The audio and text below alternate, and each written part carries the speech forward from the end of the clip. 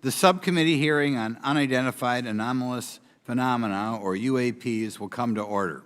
Welcome, everyone. Without objection, the chair may declare a recess at any time. Additionally, without objection, the following members are waived onto the subcommittee for the purpose of participating in today's hearing: Mr. Burchett of Tennessee, Ms. Luna of Florida, Mr. Getz of Florida, Mr. Burleson of Missouri, Mrs. Ocasio-Cortez of New York, and Mr. Ogles of Tennessee.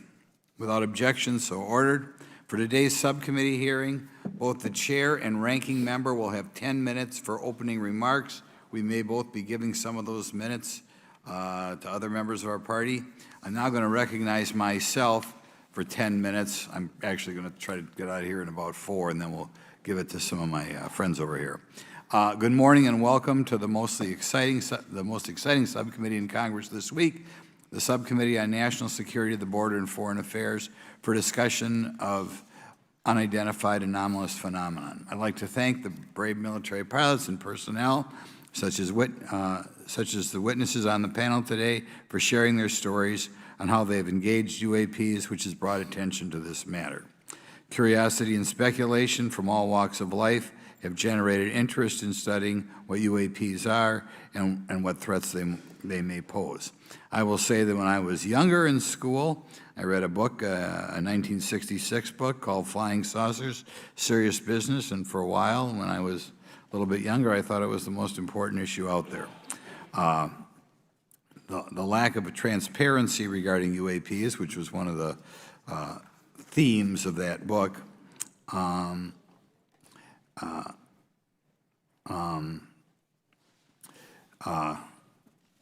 in any event, it's led to interest in studying what UAPs are and what threats they pose. The lack of transparency regarding UAPs has fueled wild speculation and debate for decades, eroding public trust in the very institutions that are meant to serve and protect them, as is evidenced by the large number of people we have here. I also want to point out in 1966, President Gerald Ford claimed to have seen a UFO, and in 1969 in Georgia, Jimmy Carter claimed to have seen a UFO. So this has led Congress to establish entities to examine UAPs. The National Defense Authorization Act of 2022 established the All-Domain Anomaly Resolution Office, or AARO, to conduct or to coordinate efforts across the Department of Defense and other federal agencies to detect, identify, and investigate UAPs. However, AARO's budget remains classified, prohibiting meaningful oversight from Congress. In addition to AARO's efforts, NASA is leading an independent study on UAPs that will identify how UAP data is gathered from both civilian and government entities that can be analyzed to shed light on the topic. However, despite these offices being established, there lies a pressing demand for government transparency and accountability that cannot be overlooked, and that's been a problem that's been around for 50 years.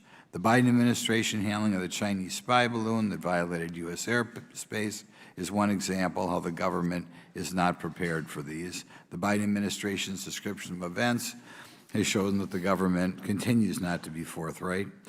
Between the Chinese balloon being shot down and 2 UAPs subsequently shot down following the event earlier this year, the U.S. government spent $1.5 million in taxpayer dollars on missiles, yet we have seen little clarity from the Biden administration. We must demand transparency from the Department of Defense, our intelligence community, and our defense industry on the UAP work. We're going to ask some questions about that today.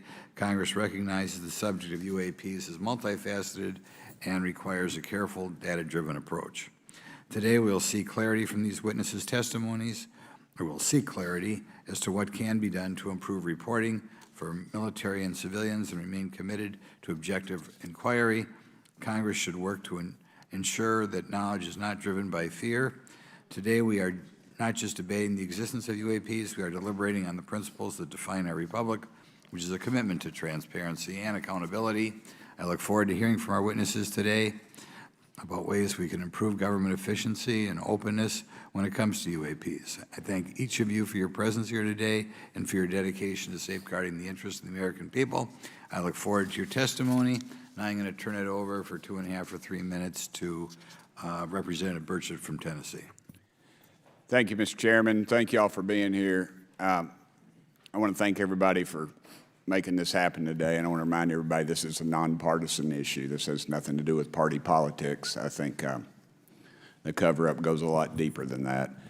I also want to thank my colleagues, Representative Anna Paulina Luna, sitting beside me here, Jared Moskowitz, my friend across the aisle, has an incredible mind, and I'm anxious to hear his questions. My buddy Eric Burleson, and it's not in my notes here, but Matt Gates. If it hadn't been for Matt Gates, myself, him, and Luna would still be down at Eglin Air Force Base trying to get some answers. He's got an incredible legal mind. Also, I know I saw it in the crowd there, George Knapp, my buddy Jeremy Corbell. They're not witnesses, but they've provided some statements on this subject, and I seek unanimous consent to enter those statements into the record, Mr. Chairman. Without objection. Also, would like to enter in, I understand now that this is unclassified and it's public record, but as we all know, that's sometimes difficult for the public to get a hold of. A report, Defense Intelligence Reference Documents, Advanced Space Propulsion Based on Vacuum, Space-Time Metric Engineering, some light reading for some of our members. Without objection. Thank you. Mr. Knapp wrote, since 1969, the position of our military has been that UFOs pose no threat to national security and are not worthy of further study. I'd say that's the biggest understatement of the decade. He also goes on to talk about the dismissive attitude. It's at odds with what was revealed in documents, reports, and internal memos. And Mr. Cabral says, as he writes these words, the UFO is emerging as a major topic of global importance. I can state that as a fact. Out there, I met a fellow who came in here all the way from Denmark to be here for this meeting. So this is huge. This is worldwide. I think we suspect what's going on, but I'd also like to thank the members of Congress who have supported our efforts to make this hearing happen. Some have even confided to me that they've had UFO sightings of their own. Those members, of course, some of them wish to remain anonymous, and I'll keep it that way. But also, finally, I'd like to thank these three brave witnesses here. They took an oath. They took an oath to uphold the Constitution of the United States, and dadgummit, they're doing it. And we owe them a debt of gratitude.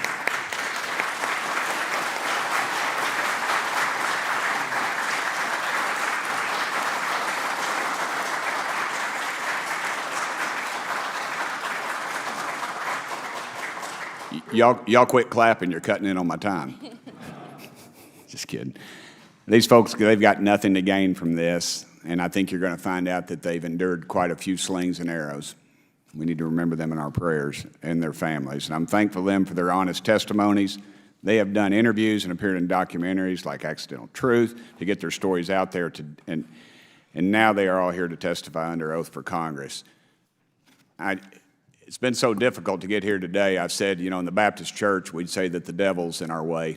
And the devil has been in our way through this thing. We've run into roadblocks from members, from the intelligence community, the Pentagon. I proposed legislation to go in the FAA reauthorization that just said if an airline pilot has a sighting, that when he makes that report to the FAA, that it would come to Congress. But I was told that the intelligence community did not like that, and the amendment was not even heard in committee. I think it's time for this country to take back our country. We need to tell the folks at the Pentagon they work for us. Dadgummit, we don't work for them. And that's exactly the point. This is an issue of government transparency. We can't trust a government that does not trust its people. We're not bringing little green men or flying saucers into the hearing. Sorry to disappoint about half y'all. We're just going to get to the facts. We're going to uncover the cover-up, and I hope this is just the beginning of many more hearings and more people coming forward about this. And I yield back the remainder of my time. I think, is it to Representative Luna, Mr. Chairman, or is that? Yeah, we'll call Ms. Luna for her statement. The circumstances surrounding UAPs has captivated the attention of the American people for decades, ingrained in even the minds of our nation's leaders from Jimmy Carter to Barack Obama, Hillary Clinton to Donald Trump, Marco Rubio to Chuck Schumer, John Radcliffe to National Security Council officials. Yet from Roswell, New Mexico to the coast of Jacksonville, Florida, the sightings of UAPs have rarely been explained by the people who have firsthand accounts of these situations. This is largely due to the lack of transparency by our own government and the failure of our elected leaders to make good on their promises to release explanations and footage and mountains of overclassified documents that continue to be hidden from the American people. This isn't just how I feel. In fact, the American people largely believe that the government has actively covered up the truth about UAPs. One poll in particular found that 68% of Americans believe that the government is hiding information about UAPs and not being honest about what we know about them. And from my personal experience, I believe the same thing.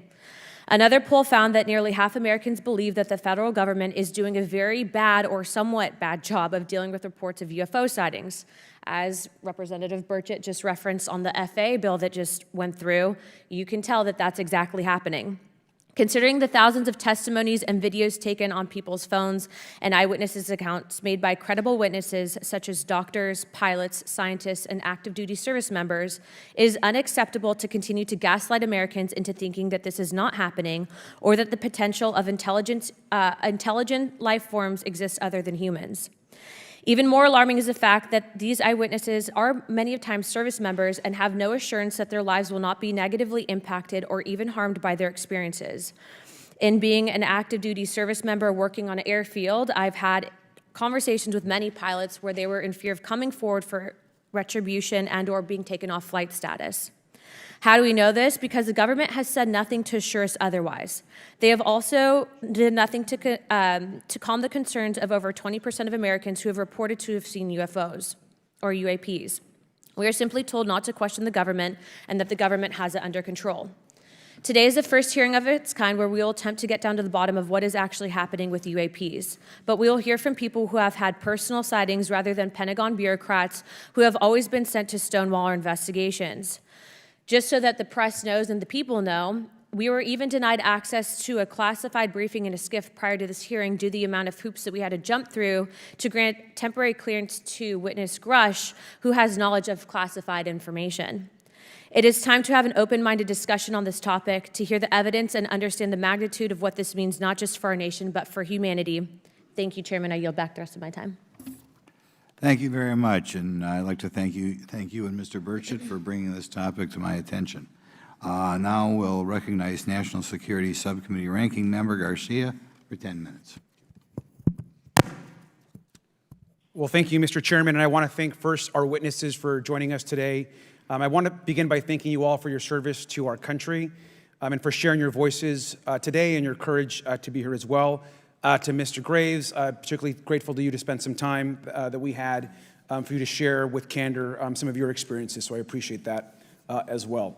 I do want to thank all the members of our subcommittee today and also those that are here and have waved on for their incredible interest in this issue, particularly to Congressman Burchett. I know that your leadership has brought us to this place today, and I want to thank you for that, as well as everyone else that's been engaged in this work. I also want to thank the oversight staff, who I know has been working very hard to ensure that today's hearing is serious, that it's transparent, and that it also provides appropriate answers, as our oversight body always demands.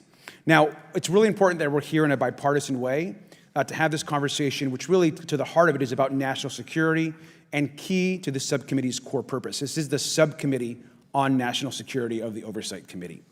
Now, our witnesses will testify today that UAPs have posed a serious safety threat, and we must understand this. More broadly, we're dealing with real questions that get to the heart of our faith in government. Faith in our institutions, as we all know, is at an all-time low. Partisanship and alternative facts make it too easy to doubt narrative or our institutions. But this hearing will offer the public unique perspectives, building on years of reporting by both federal agencies and the independent media. Now, some of the earliest reporting on this issue was a groundbreaking 2017 New York Times report, which revealed research, as we know now, on unidentified anomalous phenomena, or as many call UFOs, by the Defense Intelligence Agency. Mr. Graves and Commander Favor's experiences with UAPs have also been documented by the public, not just by the New York Times, but CNN and many other national news outlets. Now, the Office of the Director of National Intelligence has published public reports documenting UAPs, and on June 9th, 2022, NASA announced that the agency is commissioning a study to, of course, examine unidentified anomalous phenomena. Now, the sheer number of reports, whistleblowers, and stories of unidentified anomalous phenomena should raise real questions and warrant investigation and oversight, and that's why we are here today. Now, pilots have reported encounters for years. Now, because of the stigma around reporting these incidents, we still don't have a complete picture of actually what's going on, particularly as our witnesses will testify on the civilian side, and that is a real problem that we have today in the country. Now, it's very important that we show that Democrats and Republicans in Congress can come together in a bipartisan way to cut through misinformation and to look at the facts in a serious and thoughtful manner. If we are to advance oversight and public disclosure, we must also gain the broad support of the public. We will succeed getting facts out to the public faster if there is a broad public support as part of the process. Now, I understand fully the Department of Defense is hesitant to share information that could also undermine our national security by revealing information on the capabilities of our own aircraft, our sensors, and other sensitive material. At the same time, many people believe that we're withholding information from them, and that is dangerous also. I believe in openness and transparency. That is also the role of Congress, and I want to trust that the American people will be able to weigh the evidence and make up their own minds. Now, we have incidents where sensors, sometimes even multiple types of sensors, detect things that we cannot explain. UAPs, whatever they may be, may pose a serious threat to our military or civilian aircraft, and that must be understood. Now, my career and training as a longtime and career educator and teacher and researcher tell me that we should never rule anything out. We know that our space, of course, is vast and undiscovered. I also want to note that Mr. Sean Kirkpatrick, director of the All-Domain Anomaly Resolution Office, the component of the DoD office that investigates UAP data, has testified before the Senate this year that his unit has found no evidence of extraterrestrial activity. NASA has also stated that they don't have evidence of extraterrestrial life either, and we've heard this, of course, from some of our government agencies. And we should remind viewers and witnesses, which I think is really important, that we also cannot share classified information in public settings. But questions, of course, remain that people want to see data and information for themselves. The enormous interest in the hearing today underscores the importance of a fair and open look at the evidence from witnesses who can share their unique perspectives. Now, I know I certainly have a lot of questions, and I know that all the members of our committee do as well. We should come to this hearing with an open mind, and we should not let our existing ideas restrict us on either side. I hear over and over from many agencies the stigma around reporting and investigating UAPs prevents us from getting real answers. We know that whistleblowers have reported harassment, intimidation, or stigma as well, and this is not acceptable. If people can't report incidents which would have national security or safety implications, then that also has serious consequences for us. As ranking member of this subcommittee, I know my job would be completely impossible if whistleblowers or others feel intimidated to come before this committee. We can't be afraid of asking questions, and we can't be afraid of the truth. I'm proud to say that this hearing builds upon bipartisan work by members of the House and Senate dating many years back, which has sought to increase awareness within the Department of Defense and to mandate more of Congress of UAPs. We know the Senate is taking up an amendment to their defense authorization bill, which will create a commission with broad declassification authority, and we should all agree that that is an important step. Members of both parties and senior officials in multiple administrations have taken an interest in this issue, and we're proud to carry and build that confidence in the American people. This hearing will also not be the end of this discussion, but a new chapter and start to years and years of work that many folks, both in the public and within government, have been working on. We should encourage more reporting, not less, on UAPs. The more we understand, the safer we will be. We will hear testimony from witnesses today with a long record of service to the American people and with subject matter expertise. Our witnesses have a unique opportunity to share their perspective, insights, and their experiences with the American people. And I encourage all of my colleagues to engage with these difficult questions with an open mind and to follow the facts on behalf of our country. I also just want to say more broadly that we should look at this hearing and believe that everything is on the table as it relates to UAPs. I think an open mind is absolutely the best. I want to yield the 2.5 minutes, the remainder of my time, to the representative from Florida, Representative Moskowitz, for an opening statement. He also has been very much engaged in this issue, and I want to thank him for his leadership. Congressman. Thank you, Ranking Member Garcia. Thank you, Mr. Chairman. I want to thank Tim Burchett and Anna Paulina Luna for their leadership in pushing this hearing forward. I want to thank, obviously, committee staff and their staff working on this on a bipartisan basis because many Americans are deeply interested in this issue, and it shouldn't take the potential of non-human origin to bring us together. Additionally, I want to thank the witnesses for coming forward to share your perspectives, your thoughts, and the sightings of UAPs. Unlike other hearings many times in Congress, you're not here to help a political party, but you're here to share information with the American people. And it's not something that is just going on in this administration. It's something that's spanned many administrations. For decades, many Americans have been fascinated by objects mysterious and unexplained, and it's long past time that they got some answers. The American public has a right to learn about technologies of unknown origins, non-human intelligence, and unexplainable phenomena. Those are not the words of a UFO Twitter account, though that is a direct quote from Majority Leader Chuck Schumer, that the American public has a right to learn about technologies of unknown origins, non-human intelligence, and unexplainable phenomena.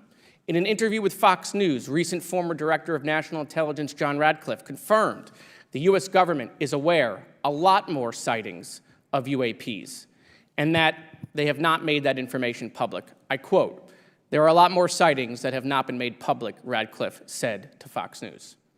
For me, this hearing is about transparency. We unfortunately live in a time in which many people distrust government and our institutions, and overclassification of information away from the American public or even Congress contributes to today's politics. The American people have regular questions. What are UAPs? How come the media doesn't report more on them? Are they foreign adversaries? Are they U.S. technology? Are they something else? They ask themselves, how come when a Russian jet shoots flares at one of our drones, we have perfect pictures and videos to show the American people and the world, but when it comes to UAPs, nothing? Of course, we must always protect our national security to maintain our superiority, like when stealth helicopters were only rumored to exist, but were used in the Osama bin Laden raid in 2011. But we can't allow that to be used as a shield to keep the American people completely in the dark from basic truths. The American people deserve to hear more about special access programs. Congress has a right to know if there's any unsanctioned weapons development. Satellite imagery that has not been provided to Congress. Congress created the All-Domain Resolution Office in the NDAA of 2022. In its initial analysis, there are 171 uncharacterized UAP reports, and this is the words from the report, that appear to have demonstrated unusual flight characteristics or performance capabilities. I believe more information is known about the 171 instances. It's time for Congress to reinsert ourselves. I call on our military leaders and intelligence officials to release more information to the American people about UAPs. And to our military leaders, if there's nothing to conceal, let Congress go to Wright-Patterson Air Force Base, the Dugway Proving Ground, or even Groom Lake in Nevada. We should have disclosure today. We should have disclosure tomorrow. The time has come. Thank you, Ranking Member. Thank you, Mr. Moskowitz, and I will yield back now to our chairman. Thank you. Right, now I'd like to introduce our witnesses. Our first witness is Lieutenant Ryan Graves. He's the Executive Director of Americans for Safe Aerospace. Lieutenant Graves is also a former U.S. Navy F-18 pilot with his own UAP experience. The next witness, David Grusch, is a former senior intelligence officer with the National Geospatial Intelligence Agency and was a senior technical advisor for UAP issues. And finally, retired Navy Commander David Fravor, squadron leader who worked as a naval aviator for 18 years. Mr. Fravor has his own UAP experience, known as the TikTok event. I look forward to hearing from all three of you today. Pursuant to Committee Rule 9G, the witnesses will please stand and raise their right hands. Do you solemnly swear or affirm that the testimony you are about to give is the truth, the whole truth, and nothing but the truth, so help you God? Let the record show that all the witnesses answered in the affirmative. You may be seated. We appreciate you all being here today and look forward to your testimony. I'll remind the witnesses that we have read your written statements and they will appear in full in the hearing record. Please try to limit your oral statements to 5 minutes. As a reminder, please press the button on the microphone in front of you so that it's on and the members can hear you. When you begin to speak, the light in front of you will turn green. After 4 minutes, it'll turn yellow, and the red light, when that comes on, it tells you your 5 minutes have expired. I'll now recognize Mr. Graves for 5 minutes for your opening statement. Thank you. Chairman Grothman, Ranking Member Garcia, distinguished members of the House Oversight Subcommittee on National Security, Representatives Burchett and Luna. My name is Ryan Fobbs Graves, and I am a former F-18 pilot with a decade of service in the U.S. Navy, including 2 deployments in Operation Enduring Freedom and Operation Inherent Resolve. I have experienced advanced UAP firsthand, and I'm here to voice the concerns of more than 30 commercial aircrew and military veterans who have confided their similar encounters with me. Today, I would like to highlight 3 critical issues that demand our action. As we convene here, UAP are in our airspace, but they are grossly underreported. These sightings are not rare or isolated, they are routine. Military aircrew and commercial pilots, trained observers whose lives depend on accurate identification, are frequently witnessing these phenomena. The stigma attached to UAP is real and powerful and challenges national security. It silences commercial pilots who fear professional repercussions, discourages witnesses, and is only compounded by recent government claims questioning the credibility of eyewitness testimony. Parts of our government are aware of more about UAP than they let on, but excessive classification practices keep crucial information hidden. Since 2021, all UAP videos are classified as secret or above. This level of secrecy not only impedes our understanding, but fuels speculation and mistrust. In 2014, I was an F-18 Foxtrot pilot in the Navy Fighter Attack Squadron 11, the Red Rippers, and I was stationed at NAS Oceana in Virginia Beach. After upgrades were made to our jet's radar systems, we began detecting unknown objects operating in our airspace. At first, we assumed they were radar errors, but soon we began to correlate the radar tracks with multiple onboard sensors, including infrared systems, eventually through visual ID. During a training mission in Warning Area Whiskey 72, 10 miles off the coast of Virginia Beach, 2 F-18 Super Hornets were split by a UAP. The object, described as a dark gray or a black cube inside of a clear sphere, came within 50 feet of the lead aircraft and was estimated to be 5 to 15 feet in diameter. The mission commander terminated the flight immediately and returned to base. Our squadron submitted a safety report, but there was no official acknowledgement of the incident and no further mechanism to report the sightings. Soon, these encounters became so frequent that aircrew would discuss the risk of UAP as part of their regular pre-flight briefs. Recognizing the need for action and answers, I founded Americans for Safe Aerospace. The organization has since become a haven for UAP witnesses who were previously unspoken due to the absence of a safe intake process. More than 30 witnesses have come forward, and almost 5,000 Americans have joined us in the fight for transparency at safeaerospace.org. The majority of witnesses are commercial pilots at major airlines. Often, they are veterans with decades of flying experience. Pilots are reporting UAP at altitudes that appear above them at 40,000 feet, potentially in low Earth orbit or in the gray zone below the Kármán line, making inexplainable maneuvers like right-hand turns and retrograde orbits or J-hooks. Sometimes these reports are reoccurring, with numerous recent sightings north of Hawaii and in the North Atlantic. Other veterans are also coming forward to us regarding UAP encounters in our airspace and oceans. The most compelling involve observations of UAP by multiple witnesses and sensor systems. I believe these accounts are only scratching the surface, and more will share their experiences once it is safe to do so. In closing, I recognize the skepticism surrounding this topic. If everyone could see the sensor and video data I witnessed, our national conversation would change. I urge us to put aside stigma and address the security and safety issue this topic represents. If UAP are foreign drones, it is an urgent national security problem. If it is something else, it is an issue for science. In either case, unidentified objects are concerned for flight safety. The American people deserve to know what is happening in our skies. It is long overdue. Thank you. Mr. Grusch? Mr. Chairman, ranking members and congressmen, thank you. I'm happy to be here. This is an important issue, and I'm grateful for your time. My name is David Charles Grusch. I was an intelligence officer for 14 years, both in the U.S. Air Force, both active duty, Air National Guard, and Reserve, at the rank of major, and most recently from 2021 to 2023, at the National Geospatial Intelligence Agency, NGA, at the GS-15 civilian level, which is the military equivalent of a full bird colonel. I was my agency's co-lead in unidentified anomalous phenomena and transmedium object analysis, as well as reporting to the UAP task force, UAPTF, and eventually, once it was established, the All Domain Anomaly Resolution Office, AARO. I became a whistleblower through a PPD 19 urgent concern filing in May 2022 with the Intelligence Community Inspector General. Following concerning reports from multiple esteemed and credentialed current and former military and intelligence community individuals that the U.S. government is operating with secrecy above congressional oversight with regards to UAPs. My testimony is based on information I've been given by individuals with a long-standing track record of legitimacy and service to this country, many of whom also have shared compelling evidence in the form of photography, official documentation, and classified oral testimony to myself and my various colleagues.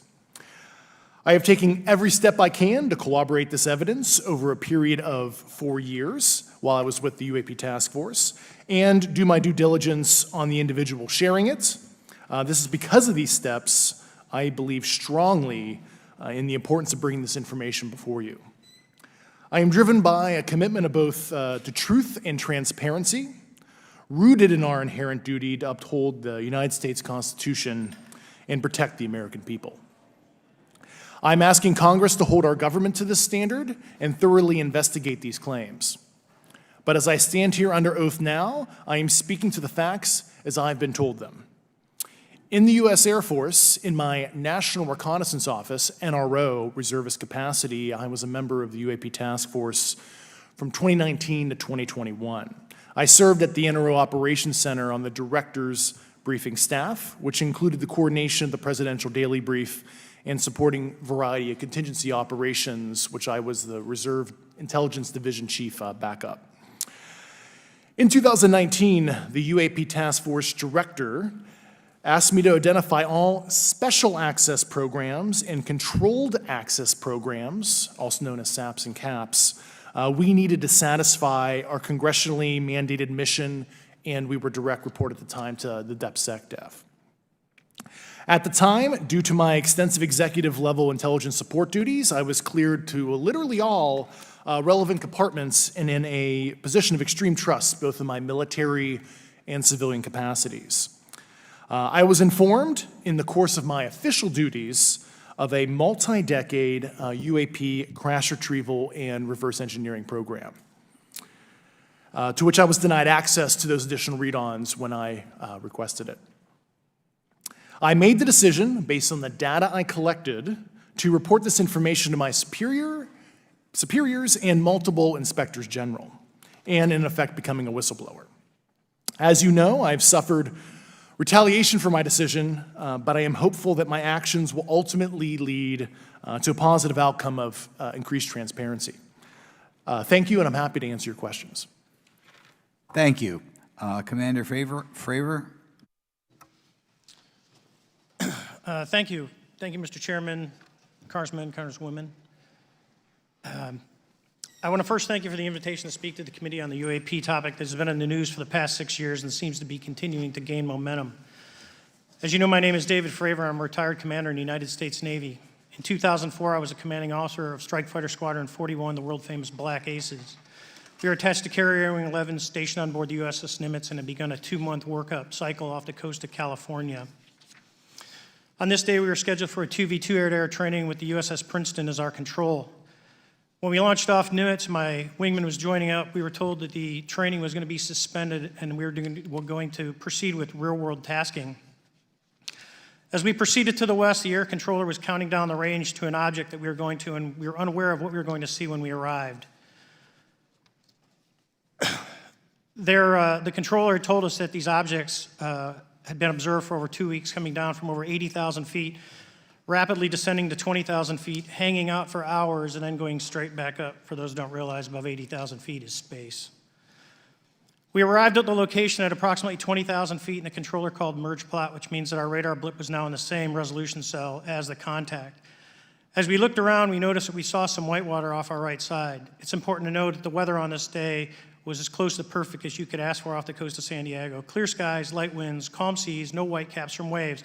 So the whitewater stood out in a large blue ocean. All 4 of us, because we were in F-18Fs, so we had pilots and Wizzo in the back seat, Looked down a small, saw a white tic-tac object with a longitudinal axis pointing north-south and moving very abruptly over the water like a ping pong ball. There were no rotors, no rotor wash, or any sign of visible control surfaces like wings. As we started clockwise towards the object, my Wizzo and I decided to go down and take a closer look with the other aircraft staying in high cover to observe both us and the tic-tac. We proceeded around the circle about 90 degrees from the start of our descent, and the object suddenly shifted its longitudinal axis, aligned it with my aircraft, and began to climb. We continued down another 270 degrees, nose low, where the tic-tac, or we considered 270 degrees to where, and we went nose low to where the tic-tac would have been. Our altitude at this point was about 15,000 feet, and the tic-tac was about 12,000. As we pulled nose onto the object, within about a half mile of it, it rapidly accelerated in front of us and disappeared. Our wingmen, roughly 8,000 feet above us, lost contact also. We immediately turned back to see where the white water was at, and it was gone also. So as we started to turn back towards the east, the controller came up and said, "Sir, you're not going to believe this, but that thing is at your cat point roughly 60 miles away in less than a minute." You can calculate the speed. We returned to Nimitz. We were taking off our gear. We were talking to one of my crews that was getting ready to launch. We mentioned it to them, and they went out and luckily got the video that you see, that 90-second video. What you don't see is the radar tape that was never released, and we don't know where it's at, of the active jamming that the object put on an APG-73 radar, and I can get into modes later if you're interested. What is shocking to us is that the incident was never investigated. None of my crew were ever questioned. Tapes were never taken, and after a couple days, it turned into a great story with friends. It wasn't until 2009 until Jay Stratton had contacted me to investigate. Unbeknownst to all, he was part of the ATIP program in the Pentagon led by Lou Elizondo. There was an unofficial official report that came out that's now on the internet. Years later, I was contacted by the other pilot, Alex Dietrich, and asked if I'd been contacted, and I said no, but I'm willing to talk.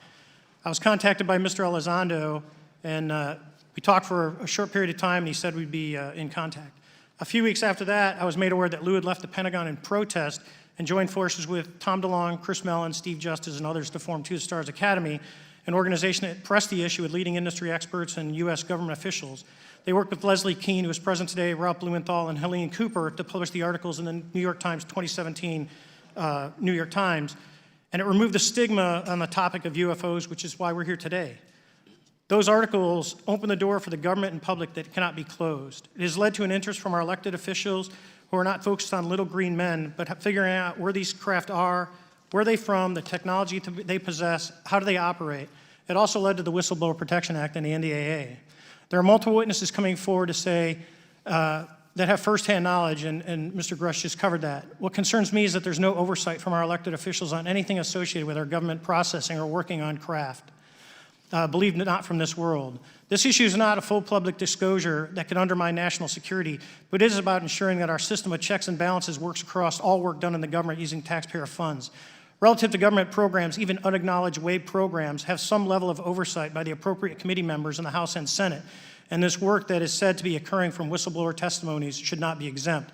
In closing, I would like to say that the tic-tac object we engaged in 2004 was far superior to anything that we had on time, have today, or are looking to develop in the next 10 years. If we in fact have programs that possess this technology, it needs to have oversight from those people that the citizens of this great country elected in office to represent what is best for the United States and best for the citizens. I thank you for your time. Thank you very much. Thank you very much. I know it's very difficult for all of you, all you've done in the past to try to illuminate this issue. Call on myself first for some questions. I'm going to start with Mr. Graves. Are pilots that you interact with as part of your organization, do you feel adequately trained and briefed on how to handle encounters with UAPs? No. Right now, military witnesses to UAP have limited options for reporting UAP, but more concerning is that commercial aviation sector has not adapted to the lessons that the military has implemented. The military and Department of Defense has stated that UAP represent a critical aviation safety risk. We have not seen that same language being used in the commercial markets. They are not acknowledging this risk. Okay. What steps do you think you have to be taken to improve a pilot's UAP reporting, be it military or commercial? Right now, we need a system where pilots can report without fear of losing their jobs. There is a fear that the stigma associated with this topic is going to lead to professional repercussions, either through management or perhaps through their yearly physical check. So having a secure system, reducing the stigma, and making this information available through the public is going to reduce the concerns that aircrew have. Could you just give me a little idea of the degree to which reports in the past are not made public right now? Well, I don't think there has been a proper reporting system to gather those reports and thus not report them. So to answer your question, I think there is a dearth of data due to the fact that the reporting has been limited up to this time. Could you tell me why you believe it's, kind of to play the devil's advocate, a reason why some of this stuff should not be available to the public? There's certainly some national security concerns when we use our advanced sensors and our tactical jets to be able to identify these objects. However, there's no reason that the objects themselves would be classified. I would be curious to see how the security classification guideline actually spells out the different nuances of how this topic is classified from the perspective of UAP, not national security. I'll give you a follow-up on that. Assuming that there are reasons why not all this should be made public, this has been around for a long period of time. Can any of the three of you think of any reason why anything related to UAPs, say 15 years and back, should not be immediately made public? I think one of it is acknowledging a vulnerability, both from a collection and I'll just say a countermeasure perspective. So it's We'll go with say- that we haven't cracked for many years. Yeah. Even say 20 years back. Is there any reason why when you go back that far things shouldn't be made public? Unless it shows a specific national security vulnerability as it relates to a weakness in a particular defense system. Okay, Mr. Fravor, the TikTok incident that you were engaged occurred in 2004. What kind of reporting took place after that incident? None. We had a standard debrief where the backseaters went down to our carrier intel center and briefed what had happened, and that was it. No one else talked to us, and I was in the top 20 in the battle group. No one came. The captain was aware, the admiral was aware, nothing was done. Your commanding officers provide any sort of justification? No, because I was the commanding officer of the Okay. squadron, so no. Was this incident the only UAP event that you encountered while you were a pilot? Yes, it was. Okay. This is for any one of you. Based off of each of your experiences and observations, do you believe UAPs pose a potential threat to our national security? Yes, and here's why. The technology that we faced was far superior than anything that we had, and you could put that anywhere. If you had one, you captured one, you reverse engineered it, you got it to work, you're talking something that can go into space, go someplace, drop down in a matter of seconds, do whatever it wants, and leave, and there's nothing we can do about it. Nothing. Okay. You two? Well, I would also like to add, from a commercial aviation and military aviation perspective, we deal with uncertainty in our operating space as a matter of our professional actions. Identifying friend from foe is very important to us. And so when we have unidentified targets and we continue to ignore those due to a stigma or a fear of what it could be, that's an opening that our adversaries can take advantage of. What steps should be taken to better understand and respond to UAP encounters in the interest of national security? There needs to be a location where this information is centralized for processing, and there needs to be a two-way communication loop so the operators on the front end have a feedback and can get best practices on how to process information, what to do, and to ensure that their reporting is being listened to. Right now, okay. there is not a lot of back and forth. Mr. Grusch, in your complaint to the Intelligence Community Inspector General, you claim that you believe information is being hidden. What kind of information do you think was hidden, and do you think it should remain hidden? Yes, I can speak to that very briefly in an unclassified manner. As you know, the preponderance of my complaint was classified to the intelligence communities. Both material acquisition and exploitation activity, also baselining the UAPs but not sharing it with intelligence professionals that are actually doing step briefs to pilots, that kind of information. Yeah. Okay. Thank you very much. Now we'll go to Mr. Garcia. Thank you. Again, thank you all for your service and for testifying today. Want to just talk about the UAPs as it relates to what we're seeing in the pilots' interaction with UAPs. Particularly, Mr. Graves, one of the, I think, concerns that for members of this committee is this idea that pilots, there's no system to actually report UAPs and the stigma around pilots. And so can you just briefly, you mentioned that you're working with 30 pilots right now that have had encounters with UAPs, but you've also, I believe, discussed and know of many more pilots. This is just those that you're currently working with. Is that correct? Can you expand on that? Certainly. I'll break that down in two ways. First, when we were first experiencing these objects off the eastern seaboard in the 2014 to 2015 time period, anyone that had upgraded their radar systems were seeing these objects. So there was a large number of my colleagues that were detecting these objects off the eastern seaboard. They were further correlating that information with their other onboard sensors, and many of them also had their own eye sightings as well of these objects. Now, that was our personal firsthand experience at the time. Since then, as I've engaged this topic, others have reached out to me to share their experiences, both on the military side as well as the commercial aviation side. On the military aviation side, veterans that have recently got out have shared their stories and have expressed how the objects we were seeing in 2014, 2015 continued all the way to 2019, 2020, and beyond. And so it became a generational issue for naval aviators on the eastern seaboard. This was something we were briefing to new students. This is something that was included in the notice to airmen to ensure that there was no accidents. And now with commercial aviators, they are reaching out because they're having somewhat similar experiences as our military brothers and sisters, but they do not have any reporting system that they can send us to. And let me just add, both to Mr. Fravor as well as Mr. Graves, not having this system for reporting, would you both agree that it is harmful to not just our national security interests, but to understand this phenomenon of what's happening with UAPs? I think it's actually a travesty that we don't have a system to correlate this and actually investigate. You know, so if you took the East Coast, you know, there's coastal radars out there that monitor our air defense identification zone, so out to 200 miles. They can track these, you know, so when you see them, they could actually go and pull that data and get maneuvering. And instead of just having the airplanes, there's other data sources out there. And I've talked to other government officials on this. So you need a centrally located repository that these reports go to.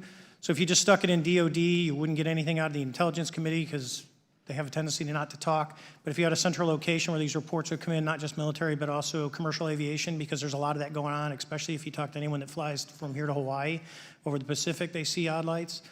So I think you need to develop something that allows you a central point to collect the data in order to investigate. Mr. Graves? I would concur with everything Mr. Fravor said. I'll continue to say that the commercial pilots that have reached out to me through Americans for Safe Aerospace are doing so because they don't feel there's another way for them to report this safety issue. And I think one of the clear outcomes of this hearing already is that there has to be a safe and transparent reporting process for pilots, both on the commercial side and the military side, to be able to report UAPs in a way that's also transparent, but also understands the scope of our national security interests and what may be classified or not. But I think there has to be some sort of system, and so that's something that I hope can be an outcome that this committee can work on.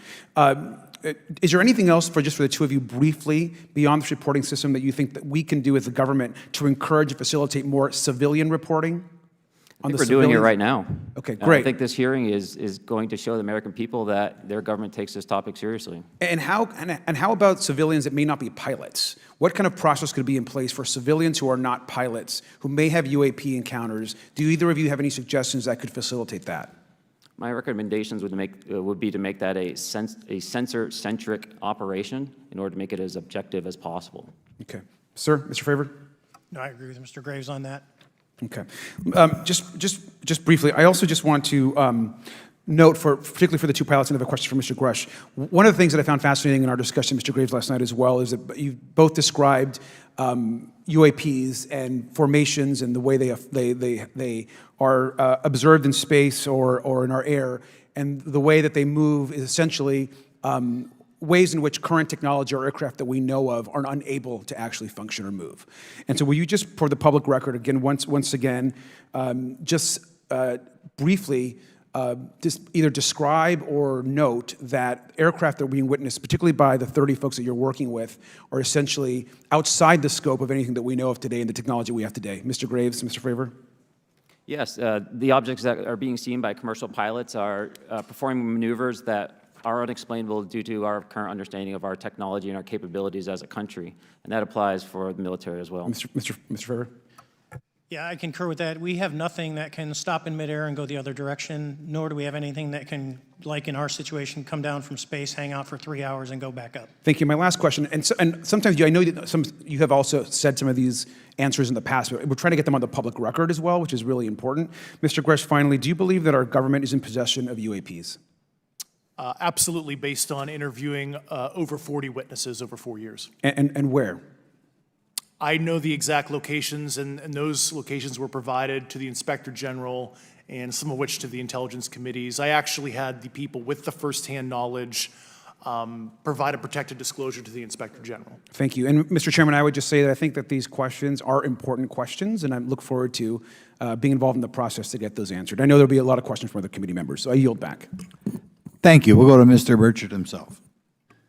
Thank you, Mr. Chairman. Thank you, Mr. Garcia. I would like to have you on my legislation to do just that on the reporting, and we'll get together on that. Maybe you can be my co-sponsor on that. That'd be really cool. Thank you for those great questions. Mr. Graves, again, I'd like to know, how do you know that these were not our aircraft?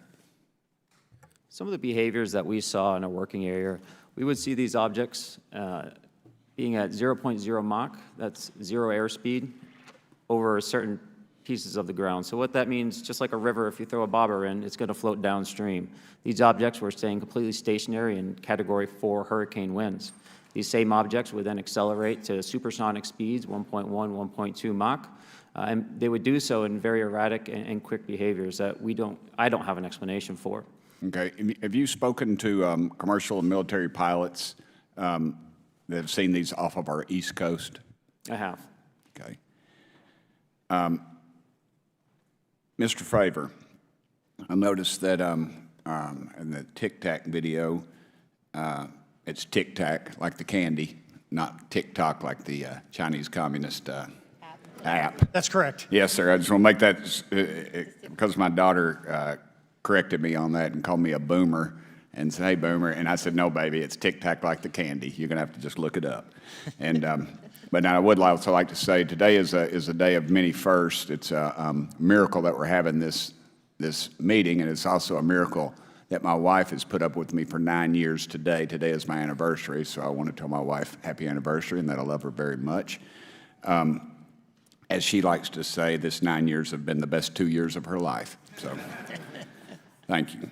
Mr. Fravor, what astonished you the most about the flight capabilities of these Tic Tac, very briefly?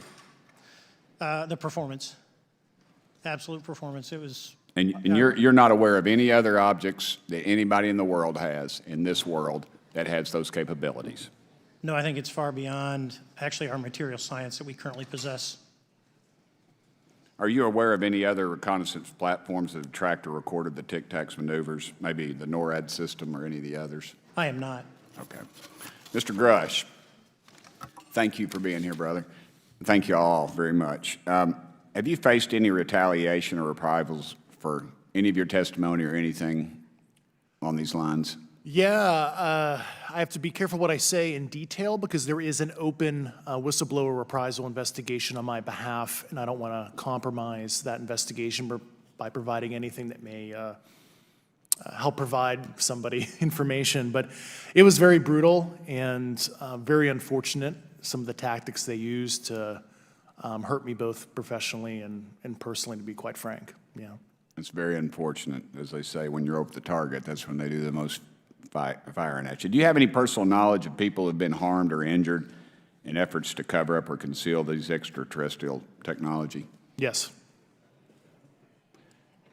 Personally.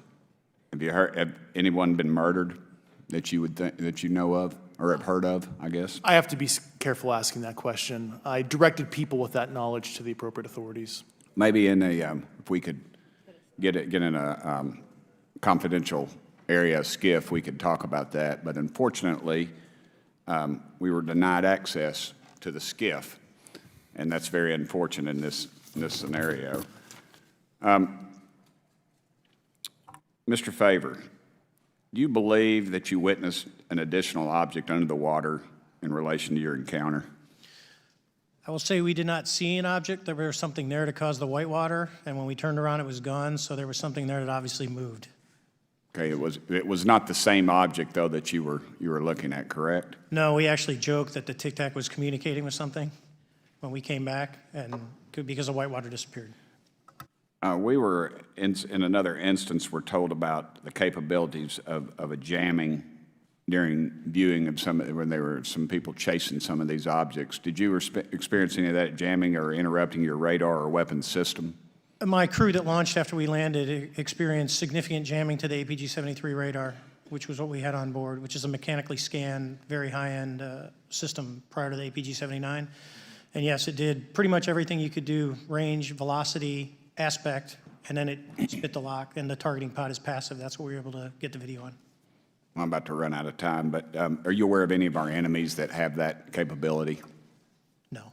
Okay, I would also like to note for the record that, like George Knapp, breaking Area 51, he's the reason I knew about that, and the reason I know about the Tic Tacs is Leslie Keene from New York Times article, and I would encourage everybody to read that.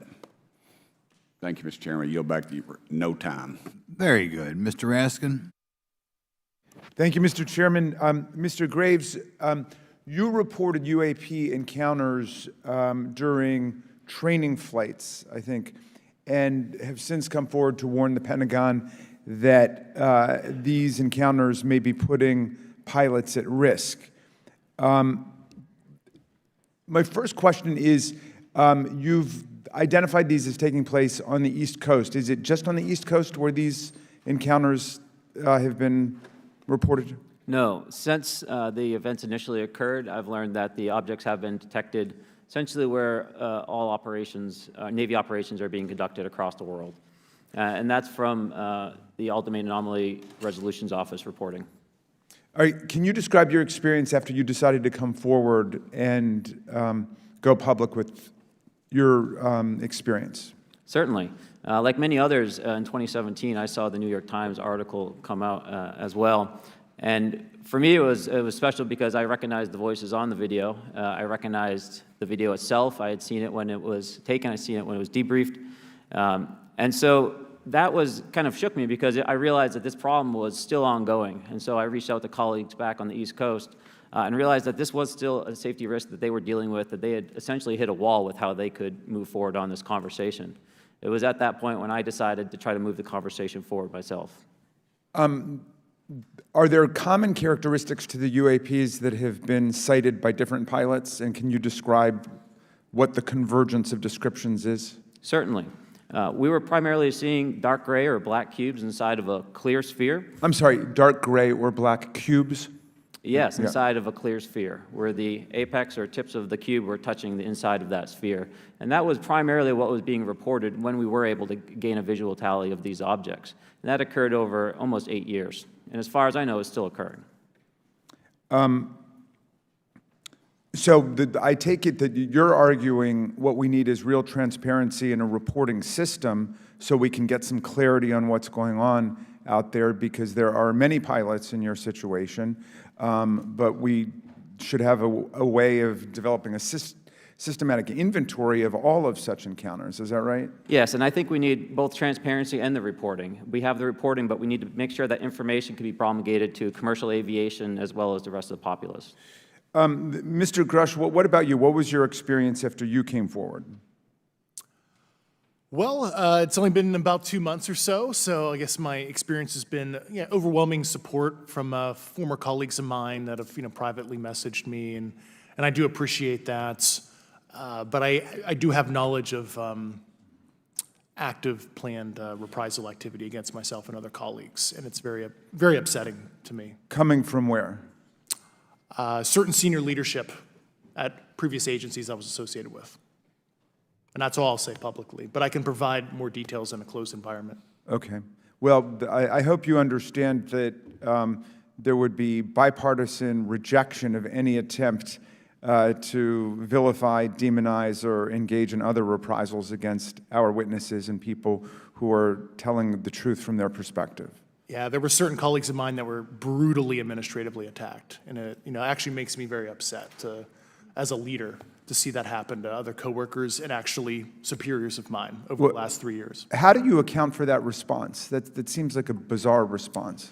I call it administrative terrorism. That's their quiver, their tool in the toolbox to silence people, especially the career government service cares about their career, cares about their clearance, their reputation to climb the ladder. And when you threaten that float, career path, a lot of people back off. But I'm here to represent those people, so. Mr. Fravor, what about you? What has your experience been since you've come forward with your perspective on this? Actually, I've been treated very well. And the 6 people that were involved, myself included, all of them have or will be retiring from the military as 05s or 06s. And all my friends that are very senior, 3 and 4 stars, I've talked to them. They believe, they understand there's a problem. But no, I was actually treated really well. And what is your general interpretation of these phenomena, or what is your current thinking of trying to make sense of them? Well, I'll say, I'm not like a UFO fanatic. It's not me. But I will tell you that what we saw with 4 sets of eyes over a 5-minute period, still, there's nothing, we have nothing close to it. It was amazing to see. I told my buddy I wanted to fly it, but yeah, it's just an incredible technology. All right, Mr. Chairman, thank you very much. I'll yield back to you. Thanks. On to Ms. Luna. Mr. Grusch, in speaking to you yesterday, I just wanted to follow up on Representative Raskin's questions. In the last couple of years, have you had incidences that have caused you to be in fear for your life for addressing these issues? Yes, personally. Yeah. I just want everyone to note that he's coming forward in fear of his life. To put in perspective, if they were really not scared about this information coming out, why would someone be intimidated like that? To your knowledge, are NHIs working with adversarial foreign governments in either technology exchange programs or back engineering programs? I don't have data on that. I'm not sure. Have you heard or you had people come forward to present that evidence? Not that particular evidence that you just espoused. Okay, on the 19th of April, Dr. Kirkpatrick, head of AARO, had said that he did not find any evidence of UAPs. You also stated that you had, in your interview, that you had briefed him on information that you were uncovering, but that he did not follow up with you. Were the items that you divulged to him pertinent to national security? Yes, him and I had a classified conversation in April 2022 before he took over AARO in July 2022, and I provided him some concerns I had. Do you know why he might not have followed up with you? Unfortunately, I cannot read his mind. I wish he did. I was happy to give sage counsel to him on where to look when he took the helm of AARO.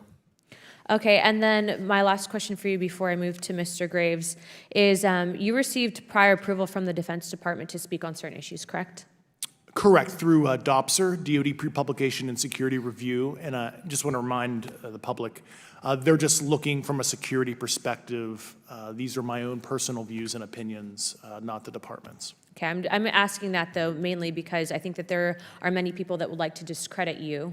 So it does bring a certain amount of credibility to your testimony. I'm required by law to do that as a former intelligence officer, or I go to jail for revealing classified information. Yeah, we don't want you to go to jail. My next question would actually be for Mr. Graves. Can you please explain to me in detail the event that occurred at Vandenberg Air Force Base? Certainly. In the 2003 timeframe, a large group of Boeing contractors were operating near one of the launch facilities at Vandenberg Air Force Base when they observed a very large 100-yard sided red square approach the base from the ocean and hover at low altitude over one of the launch facilities. This object remained for about 45 seconds or so before darting off over the mountains. There was a similar event within 24 hours later in the evening. This was a morning event, I believe 8:45 in the morning. Later in the evening, post-sunset, there were reports of other sightings on base, including some aggressive behaviors. These objects were approaching some of the security guards at rapid speeds before darting off. And this is information that was received through one of the witnesses that have approached me at Americans for Safe Aerospace. Was this documented in any official form, whether it was a police blotter? Yes, they had official documentation and records from the event that the witness held over the years. And I'm not going to ask you to do it right now for time reasons, but you'd be able to sketch what was witnessed, correct? And have you seen that before on any other equipment and/or during your flight time? I have not seen what they've described. This object was estimated to be almost the size of a football field. and I have not seen anything personally that large. Okay, and then another question on follow-up referencing the gimbal video Go Fast incident. Can you just clarify, because to our understanding, the footage was actually cut off at a certain point, but what happens at the end of that video, just for those Americans specifically there that are wanting to know about the rest of that footage? Certainly. There was some uncertainty or instability with the object. It seemed to rock a bit, and that's the last I had seen of the video. Much of the data that I would recommend be analyzed would consist of radar data that would provide precise kinematics on the object, as well as the fleet of objects that were operating nearby. Okay, and follow-up, in regards to the reporting procedures that Mr. Garcia had addressed on, as well as Representative Burchett, with the FAA, to your understanding, pilots that are seeing this, commercial airline pilots, are they receiving cease and desist letters from corporations for coming forward with information in regards to safety for potential airline passengers? I have been made privy to conversations with commercial aviators who have received cease and desist orders. So the American public should know that corporations are putting their own reputations on the not the line, but ahead of the safety of the American people. And I think, would you agree with that statement? It appears so. Okay. And I guess this would be my last, I'm out of time. I yield. I'll be back. Good. Mr. Moskowitz. Thank you, Mr. Chairman. Gentlemen, let's talk about the laws of physics for a second. Mr. Graves and Commander Fravor, I heard you talk about speed. When those objects broke the sound barrier, did they make a sonic boom? I was in a jet. You can't hear anything. It's kind of loud in there. Yeah, you're not able to actually personally tell within the vehicle. I will say the objects that we were seeing, they were spherical, and they were observed up to Mach 2, which is a very non-aerodynamic shape. What about G-forces? Let's talk about G-forces of those vehicles. Could a human survive those G-forces with known technology today? No. No, not for the acceleration rates that we observed. Okay. What about what they look like? How close did you get? Did you see a seam or a rivet or a section? And what I mean is, obviously, the jets you're flying have all those things. Did these objects have those? Do you want to go, Ryan? I didn't have the detail to be able to tell that. So we got within a half mile of Tic Tac, which people say that's pretty far, but in airplanes, that's actually relatively close. No, it was perfectly white, smooth, no windows, although when we did take the original FLIR video that is out there, when you put it on a big screen, it actually had two little objects that came out of the bottom of it. But other than that, no windows, no seams, no nothing. Mr. Grusch, as a result of your previous government work, have you met with people with direct knowledge or have direct knowledge yourself of non-human origin craft? Yes, I personally interviewed those individuals. Mr. Grusch, as a result of your previous government work, have you met with people with direct knowledge or have direct knowledge yourself about ATs, advanced technologies that the U.S. government has? Based on conventional advanced tech, I was briefed to the preponderance of the Defense Department's both space and aerospace compartmented programs, yeah. Do you have knowledge or do you have reason to believe that there are programs in the advanced tech space that are unsanctioned? Yes, I do. Okay. Yeah. And when you say that they're above congressional oversight, what do you mean? Complicated question. So there's, some, I would call it abuse here. So congressional oversight of conventional special access programs, so I'll use Title 10, so DOD as an example, right? So 10 U.S. Code Section 119 discusses congressional oversight of SAPs, discusses the DepSecDef's ability to waive congressional reporting. However, the Gang of Eight is at least supposed to be notified if a waived or waive bigoted unacknowledged SAP is created, and that's public law. Well, so that how does, I don't want to cut you off, but how does a program like that get funded? I will give you generalities. I can get very specific in a closed session, but misappropriation of funds and Does that mean self-fund. does that mean that there is money in the budget that is said to go to a program, but it doesn't, and it goes to something else? Yes, I have specific knowledge of that. Yep. Do you think U.S. corporations are overcharging for certain tech they're selling to the U.S. government, and that additional money is going to programs? Correct, through something called IRAD. Okay. Satellite imagery.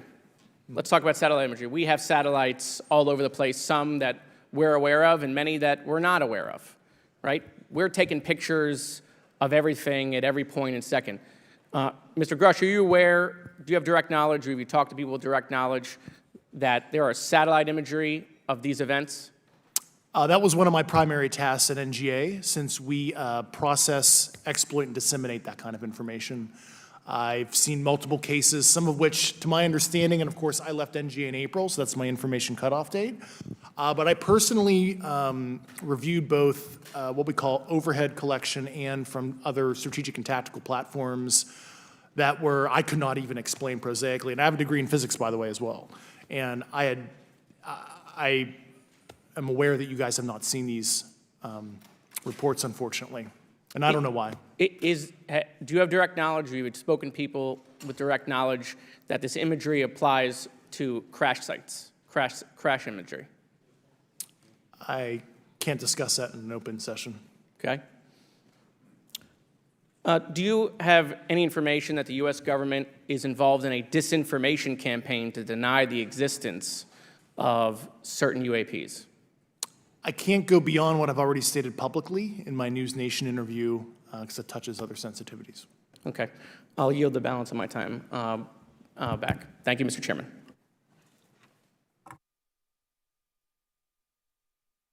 Ms. Fox? Thank you, Mr. Chairman, and I thank our witnesses for being here today. Mr. Grusch, in your sworn testimony, you state that the United States government has retrieved supposedly extraterrestrial spacecraft and other UAP-related artifacts. You go so far as to state that the U.S. is in possession of, quote, non-human spacecraft, end quote, and that some of these artifacts have circulated with defense contractors. Several other former military and intelligence officials have come forward with similar allegations, albeit in non-public settings. However, Dr. Sean Kirkpatrick, the director of AARO, previously testified before Congress that there has been, and I quote, no credible evidence thus far of extraterrestrial activity or of, quote, off-world technology brought to the attention of the office. To your knowledge, is that statement correct? It's not accurate. I believe Dr. Kirkpatrick mentioned he had about 30 individuals that have come to AARO thus far. A few of those individuals have also come to AARO that I also interviewed, Okay. and I know what they provided Dr. Kirkpatrick and their team. Okay. I was able to evaluate Okay, that information. I need to go on. Sure. But my understanding that his statement is accurate, came from a direct quote. And this contradiction is a perfect example of why we need to inject transparency into our government. And for another example, look no further than the pitiful response to the Chinese spy balloon debacle earlier this year. You may remember the mass confusion that ensued when the balloon was first spotted over Montana, 4 days after it first entered U.S. airspace over Alaska. The Biden administration's initial inability to address the object grew into a continuous series of embarrassments. After news of the balloon reached the mainstream media, we were assured that the balloon posed no threat to our security. However, after the balloon was allowed to transit the entire continental United States, fighter jets were scrambled off the coast of South Carolina to shoot it down. This flip-flopping and obfuscation caused needless confusion, fear, and panic across the country. It's my hope, Mr. Chairman, that this sort of confusion will not be repeated. We should investigate the extent to which elements of our government possess or do not possess information that is of critical value to the American people. We owe it to the citizens of this nation to make sure that our government is transparent and accountable. We must make sure that our government provides answers, and Congress must do its duty to solicit those answers. With that, Mr. Chairman, I yield back. Yeah, Mr. Frost. Thank you, Mr. Chairman. In 2022, NASA announced that it was commissioning an independent study team to examine UAPs. The NASA team is comprised of scientists across different fields, as well as former astronauts and pilots. In May, the independent study team held its first public meeting, which included the perspectives from NASA senior leaders, as well as perspectives from the Department of Defense and intelligence agencies. The NASA study team is also expected to release its first report pretty soon, and I think it's safe to say that we all eagerly await its results. Mr. Graves, how might NASA's research influence the commercial industry regarding safety in UAP? I think NASA has a big role to play as far as commercial aviation safety, and it's one of their original charges as an organization. One of the recommendations that have been put forward is to utilize their existing aviation safety reporting system to serve as a short-term fill and trusted platform for pilots that want to report on UAP. It also has built-in analytics capability and is funded by Congress. Gotcha. And also, Mr. Graves, are there any other industries that may be influenced by the NASA research on UAPs? And if so, how so? Well, I think there is a large swath of commercial capabilities that could be brought to bear on this topic, from space-based or ground-based sensor systems that are available open source or through commercial marketplaces.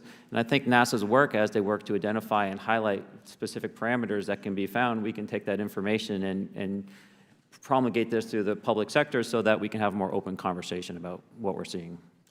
You know, in 2020, the Department of Defense released several videos of UAPs, including Mr. Freier's experience, U.S. Navy pilots that recorded footage. In 2021, the Office of the Director of National Intelligence released a preliminary report on UAP events. NASA Administrator Bill Nelson stated that NASA would begin to investigate these events. In fact, I sit on Science, Space, and Technology Committee, and when we were doing a hearing with the NASA Administrator Bill Nelson, I asked, you know, why NASA needed to be fully funded, and there were many great reasons, but one of them was actually had to do with UAPs. He actually mentioned, you know, is there life out there? I don't know. And so either way, these actions ultimately led NASA to assemble the independent study team that I mentioned earlier. Also in 2021, Harvard University stood up the Galileo project to research and examine the origins of UAP. So it seems like both, you know, from NASA and in the higher education community, because of the work that y'all have done and people standing up, you know, I think we're seeing some of that stigma slowly going away. Mr. Fravor, do you believe that military pilots feeling empowered to share their UAP experiences has directly impacted the scientific community's research goals on this topic? I would say yes. I would say that, you know, starting in 2017, when it actually came out, it took that stigma away. I mean, I've talked to multiple senators who said prior to that, if you'd have mentioned UAP, you'd have been laughed off the hill. And now we're sitting here today for a public testimony on what's actually going on. You know, I'm hoping that this curve will be more of an exponential and we'll get more and more transparent to the level that we can. Yeah, yeah, I mean, it's important. I couldn't imagine, you know, I'm not a pilot, but I used to fly gliders in Civil Air Patrol. Huh? Yeah, yeah. Pilot? I mean, you know. And so either way, I mean, I couldn't imagine, you know, being in the glider and seeing something, and then not feeling like I had the agency to talk about it. Mr. Graves, can you discuss the importance of seeking scientists to sit on your advisory board?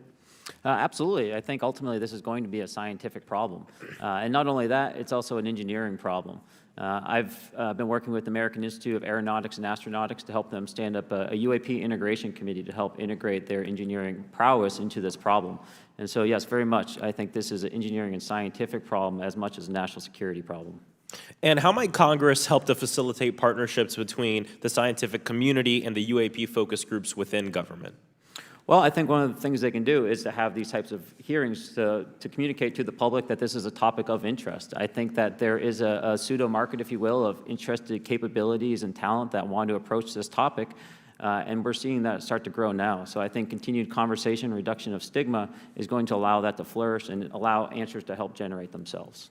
100%. Well, thank you all for being here, and thank you for your work. I think it's important that we keep our top scientific minds focused on this issue and look for ways to increase collaboration. Thank you so much. I yield back. Mr. Comer. Thank you, Mr. Chairman. Let me say I want to thank you for having this hearing, and I want to thank Mr. Burchett and Ms. Luna for leading this hearing. And with that, I yield my 5 minutes to Mr. Burchett. Thank you, Mr. Chairman. I'm going to direct this, I believe, to Mr. Grusch, but if any of you all feel like you need to jump in, just jump right in. We're good. Has the U.S. government become aware of actual evidence of extraterrestrial, otherwise unexplained forms of intelligence? And if so, when do you think this first occurred? I like to use the term non-human. I don't like to denote origin. Keeps the aperture open, both scientifically. Certainly, like I've discussed publicly previously, 1930s. Okay.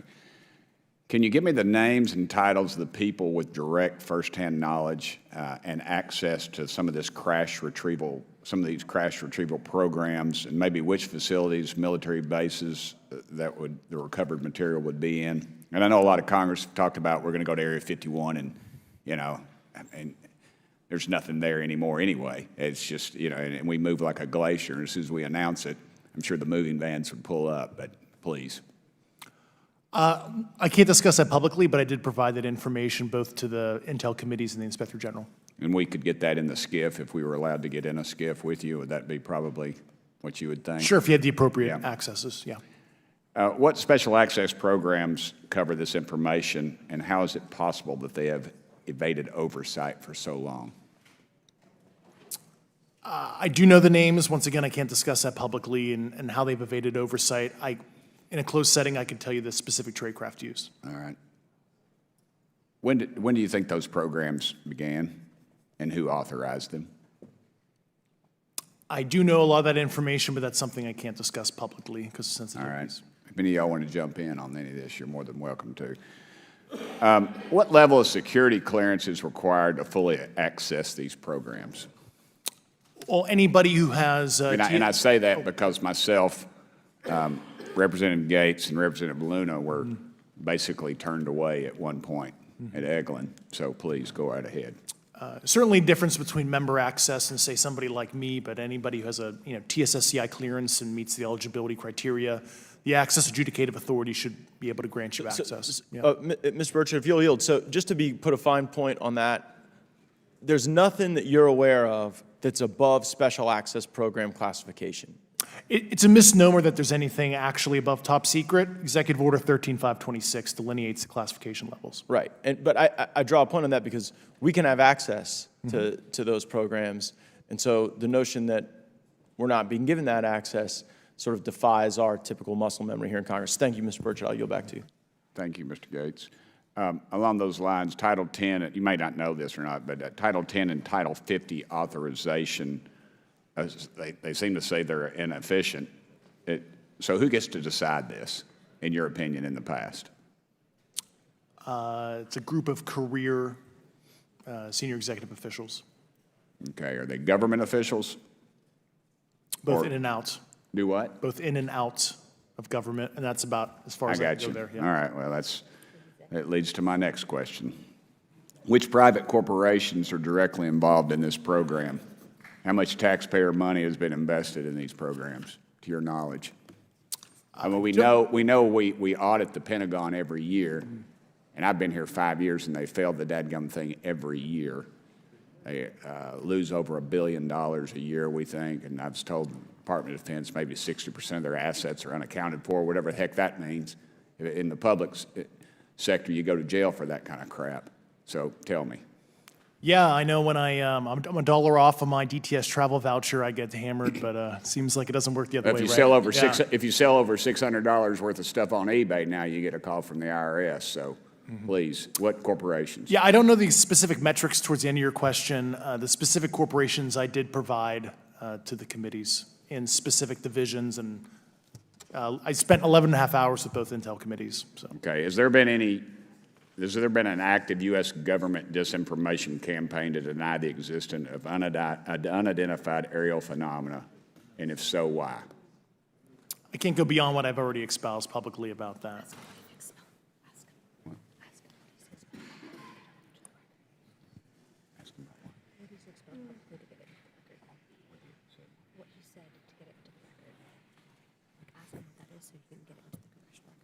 Okay, I've been told to ask you what that what that is and how to get it in the record.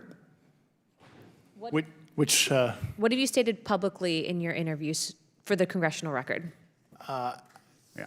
if you reference my News Nation interview and I talk about a multi-decade, campaign to disenfranchise public interest, Sorry, Mr. basically. Chairman, I've gone. Yeah.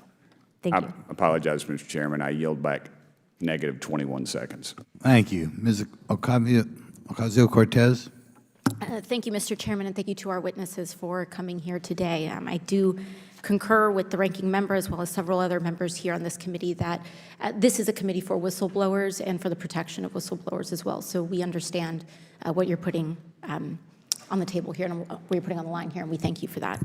Mr. Grusch, you sat on the Unidentified Anomalous Phenomenon Task Force created in the 2020 NDAA, correct? Yes.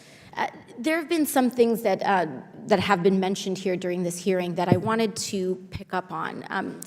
Mr. Graves, you mentioned specifically during the answers to one of your questions, you named Boeing contractors being engaged in an incident regarding this red cube about a football field wide. I was wondering if you could speak a little bit about the interaction, or Mr. Grusch, either of you, the interactions between defense contractor companies and any UAP-related programs or activities. So I'll just say that the information about the contractor themselves were provided by a witness, and I have no particular detail in that relationship. Mr. Grusch?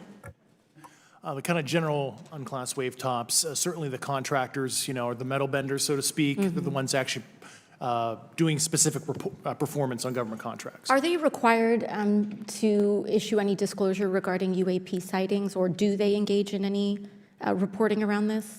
In terms of the contractors, Yes. not that I'm aware of. They do not. Okay. Now, when it comes to notification that you had mentioned about IRAD programs, we have seen defense contractors abuse their contracts before through this committee. I have seen it personally, and I have also seen the notification requirements to Congress abused. I am wondering, one of the loopholes that we see in the law is that there is, at least from my vantage point, is that depending on what we're seeing, is that there are no actual definitions or requirements for notification. What methods of notification did you observe? Like when they say they notified Congress, how did they do that? Do you have insight into that? For certain IRAD activities, I can only think of ones conventional in nature. Sometimes they flow through certain, I'll just say, SAP programs that have cognizant authority over the Air Force or something, and those are congressionally reported compartments, but IRAD is literally internal to the contractor, so as long as it's money, either profits, private investment, et cetera, they can do whatever they want. To put a finer point on it, when there is a requirement for any agency or company to notify, or any agency to notify Congress, do they contact the chairman of a committee? Do they get them on the phone specifically? Is this through an email to hypothetically a dead email box? A lot of it comes through what they call the PPR, Periodic Program Review Process, if it's a SAP or Controlled Access Program Equity, and then those go to the specific committees, whether it be the SAS, Okay. CASC, HISI. Thank you. I apologize, my time is limited. Mr. Graves, one of your main concerns is that the FAA currently does not have an official process to receive reports of UAP from pilots or others, correct? Correct. And in your experience, what data should the Aero program prioritize for potential collection? We have, location, date, time, but are there other specific characteristics that should be included in these reports? Certainly. I think that there's two categories that would be important. One would be kinematics and understanding the specifics of how the vehicle or objects are moving. And the second would be a more zoomed out approach of being able to look at origin and destination before the incident, as well as getting a better contextual understanding of how these objects are interacting with each other. Thank you. Now, because I only have a minute left, I apologize, we only have 5 minutes today, but for the record, if you were me, where would you look? Titles, programs, departments, regions, if you could just name anything. And I put that as an open question to the three of you. I'd be happy to give you that in a closed environment. I can tell you specifically. Thank you. Commander Fravor? And I would say, and I've told people that you have to know where to look. They're not going to divulge it to you because of the classification levels. But if you know where to look and who to talk to, which is exactly what Mr. Grusch can point you, then you have them. Okay. Mr. Graves? I was an operator, so I was depending on folks like Mr. Grusch to do that homework. Okay. Thank you very much. I yield back to the chair. Mr. Biggs? Thanks, Mr. Chairman. I thank the witnesses for being here today. I'm over here. Thank you so much for being here. I want to get into specifics here, and the reason I'm going to go this way is because you've talked a bit about what I would call misdirection by official U.S. government with regard to UAPs, right?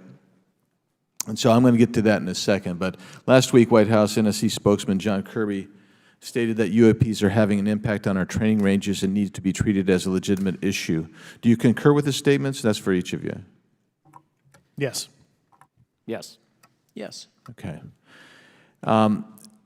Now, having said that, I'm going to take you to specific instances around the Phoenix Valley, because that's where I live. And in '97, we had the famous Phoenix Light case. I don't know if any of you are familiar with that.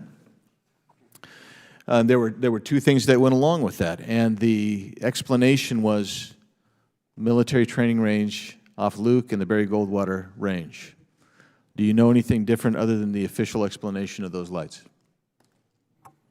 Only what's in the public vernacular about it. That was outside the scope of my duties. And if we wanted to, just my question along with my colleague from New York, Ms. Ocasio-Cortez, if we wanted to find out more about that, where would we go to find the files, and who would we address? And are you going to tell me we need to go to a SCIF so you can tell us in a SCIF? I could potentially give you a vector on that. That specific case, I'm familiar with it in terms of public, but I give you a vector in a closed environment, yeah. That would be good, thank you.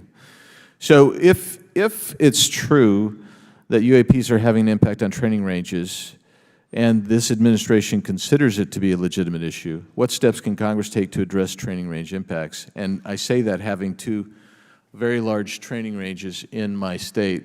And so we'll start with Mr. Graves and go on down the panel.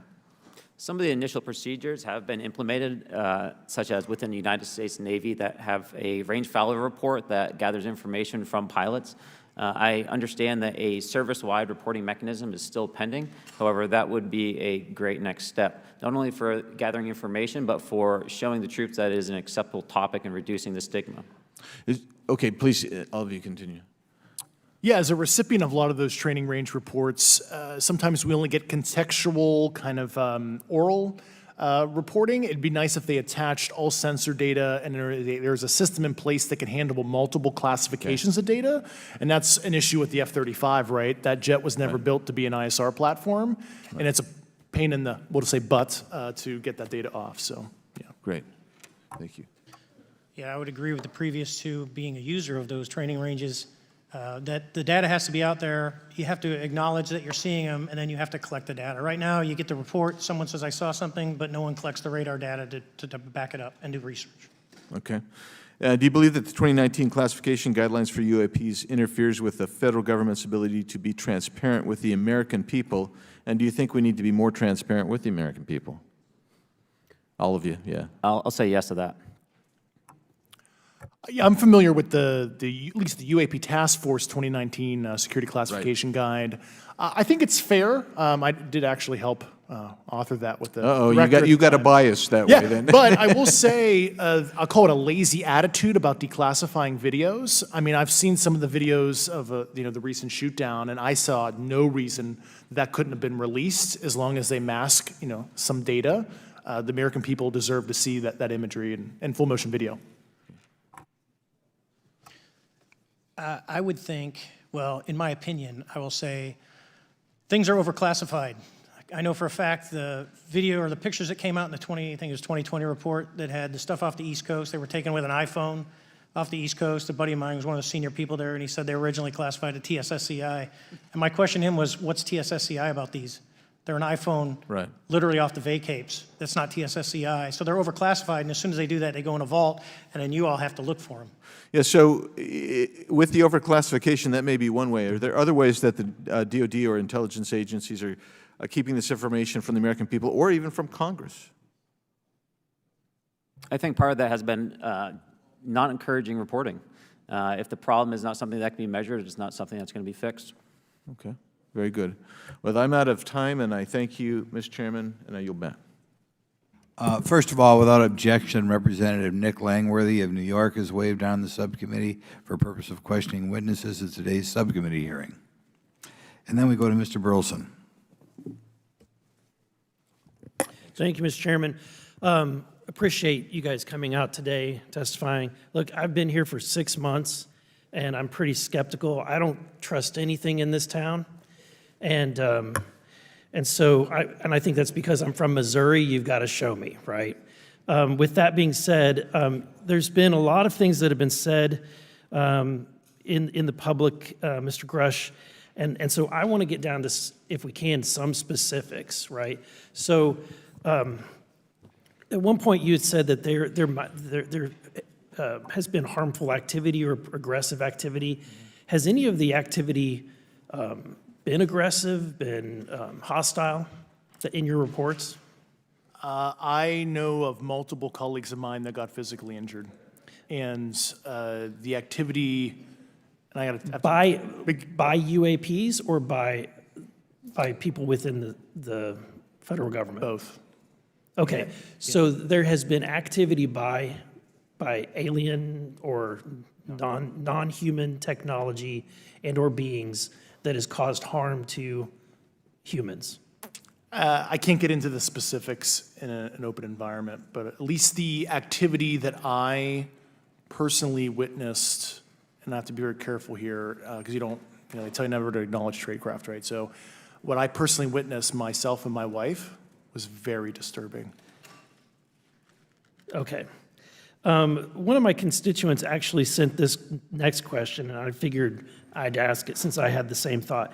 You've said that the U.S. has intact spacecraft. You said that the government has alien bodies or alien species. Have you seen the spacecraft? I have to be careful to describe what I've seen firsthand and not in this environment, but I could answer that question behind closed doors. Yeah. And have you seen any of the bodies? That's something I've not witnessed myself. Okay, and so with that being said, and the other statement that has been made that was intriguing to me it's intriguing because my view has been that we are billions of light years away from any other system. And the concept that an alien species that's technologically advanced enough to travel billions of light years gets here and somehow is incompetent enough to not survive Earth or crashes is something that I find a little bit far-fetched. And with that being said, you have mentioned that there's interdimensional potential. Could you expound on that? Yeah, to answer your first question, and I'm here as a fact witness and expert, but I will give you a theoretical framework, at least to work off, to kind of espouse crashes, regardless of your level of sentience, right? Planes crash, cars crash, n number of sorties, however high, a small percentage are going to end in mission failure, if you will, as we say in the Air Force. And then in terms of multidimensionality, that kind of thing, the framework that I'm familiar with, for example, is something called the holographic principle. It derives itself from general relativity and quantum mechanics, and that is, if you want to imagine a 3D object such as yourself casting a shadow onto a 2D surface, that's the holographic principle. So you can be projected, quasi-projected from higher dimensional space to lower dimensional. It's a scientific trope that you can actually cross, literally, as far as I understand, but there's probably guys with PhDs that we could probably argue about that. But you have not seen any documentation that that's what's occurring? Only a theoretical framework discussion, yes. Okay. Okay. Occam's razor is that these aircraft, have they been identified that they are being produced by by domestic, military and contractors? Is there any evidence that that's what's being recovered?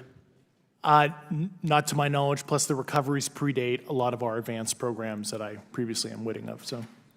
Would it be safe to say that there could be a scenario today where you have an aircraft that crashes and because it's been involved in one program from one federal agency, and but the agency that retrieves it is not aware of that program, and to them it appears alien in origin?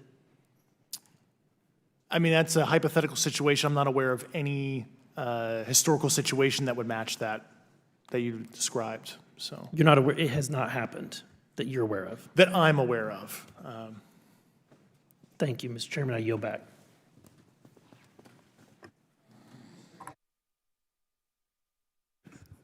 Several months ago, my office received a protected disclosure from Eglin Air Force Base indicating that there was a UAP incident that required my attention. I sought a briefing regarding that episode and brought with me Congressman Burchett and Congresswoman Luna. We asked to see any of the evidence that had been taken by flight crew in this endeavor and to observe any radar signature as well as to meet with the flight crew. We were not afforded access to all of the flight crew. And initially, we were not afforded access to images and to radar. Thereafter, we had a bit of a discussion about how authorities flow in the United States of America, and we did see the image. And we did meet with one member of the flight crew who took the image. The image was of something that I am not able to attach to any human capability, either from the United States or from any of our adversaries. And I'm somewhat informed on the matter, having served on the Armed Services Committee for 7 years, having served on the committee that oversees DARPA and advanced technologies for several years. When we spoke with the flight crew, and when he showed us the photo that he'd taken, I asked why the video wasn't engaged, why we didn't have a FLIR system that worked. Here's what he said. They were out on a test mission that day over the Gulf of Mexico. And when you're on a test mission, you're supposed to have clear airspace. Not supposed to be anything that shows up. And they saw a sequence of 4 craft in a clear diamond formation for which there is a radar sequence that I alone have observed in the United States Congress. One of the pilots goes to check out that diamond formation and sees a large floating, what I can only describe as an orb. Again, like I said, not of any human capability that I'm aware of. And when he approached, he said that his radar went down, he said that his FLIR system malfunctioned, and that he had to manually take this image from one of the lenses, and it was not automated in collection, as you would typically see in a test mission. So I guess I'll start with Commander Fravor. How should we think about the fact that this craft that was approached by our pilot had the capability of disarming a number of the sensor and collection systems on that craft? Well, I think this goes to that national security side, and you can go back through history of things showing up at certain areas and disabling our capabilities, which is disheartening. And for us, I mean, like I said, it completely disabled the radar on the aircraft when it tried to do it, and the only way we could see it is passively, which is how he got that image. So I think that's a concern on what are these doing, not only how do they operate, but their capabilities inside to do things like this.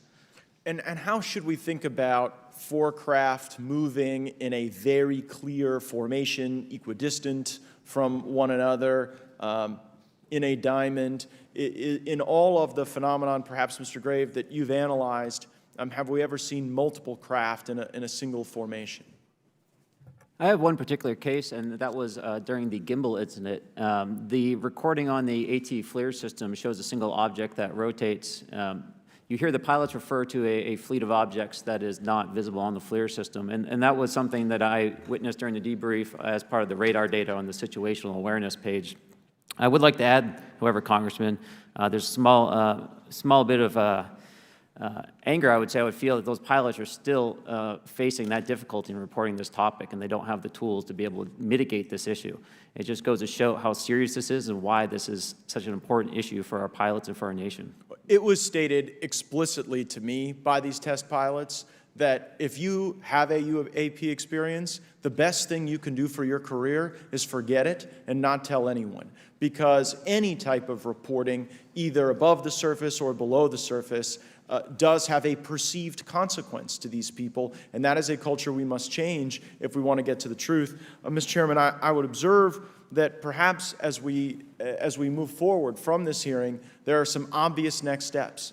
Every person watching this knows that we need to meet with Mr. Grusch in a secure, compartmentalized facility so that we can get fulsome answers that do not put him in jeopardy and that give us the information we need. Second, I would suggest that the radar images that were collected of this formation of craft out of Eglin Air Force Base, and specifically the actual image taken by the actual flight crew that we can actually validate, be provided to the committee, subpoenaed if necessary, so that we're able to track how to get this type of reporting and analysis done in a more fulsome way. That would be my recommendation, humbly, as a guest here of the Fine Oversight Committee. I yield back. Ms. Mays? Thank you, Mr. Chairman, and good morning to our witnesses who are testifying today. I want to thank each of you for being here to discuss a topic of grave importance to our national security. Earlier this year, a Chinese spy balloon was shot down off the coast of my home state of South Carolina. Since the Roswell incident in 1947, many Americans have wondered about the dangers of unknown objects crisscrossing our skies, whether these are UAPs or weather phenomena, advanced technology from American allied or enemy forces, or something more out of this world. So my first question, I have several questions, and if we can just be quick on these first two, I'm going to ask each of you the same question, and then I'll get to each of you individually. The first one, when you reported your experiences with a UAP, did any of you face any repercussions with your superiors, yes or no? No. No. I've actually never seen anything personally, believe it or not. So. All right. And then do you believe there's an active disinformation campaign within our government to deny existence of UAPs, yes or no? I don't have an answer to that. As previously stated publicly, yes. I think previously with like Project Blue Book, yes, but currently I don't speak for the United States government. Okay, thank you. I have a few questions for Mr. Graves. What percentage of UAP sightings, in your belief, go unreported by our pilots? This is an approximation based off of my personal experience speaking with a number of pilots, but I would estimate we're somewhere near 5% reporting, perhaps. So like 95% basically don't report seeing UAPs. That's just my personal estimate. In the incident off Virginia Beach, do you believe the Navy took the danger to your aircraft seriously after it was reported? Absolutely. A few questions for Mr. Fravor. As an expert naval aviator, have you ever seen an object that looked and moved like the Tic Tac UAP? No. Did the Tic Tac UAP move in such a way that defied the laws of physics? The way we understand them, yes. Many dismiss UAP reports as classified weapons testing by our own government, but in your experience as a pilot, does our government typically test advanced weapon systems right next to multi-million-dollar jets without informing our pilots? No, we have test ranges for that. It took over 15 years for your encounter with the Tic Tac to be declassified. Do you feel there was a good reason to prevent lawmakers from having access to this footage?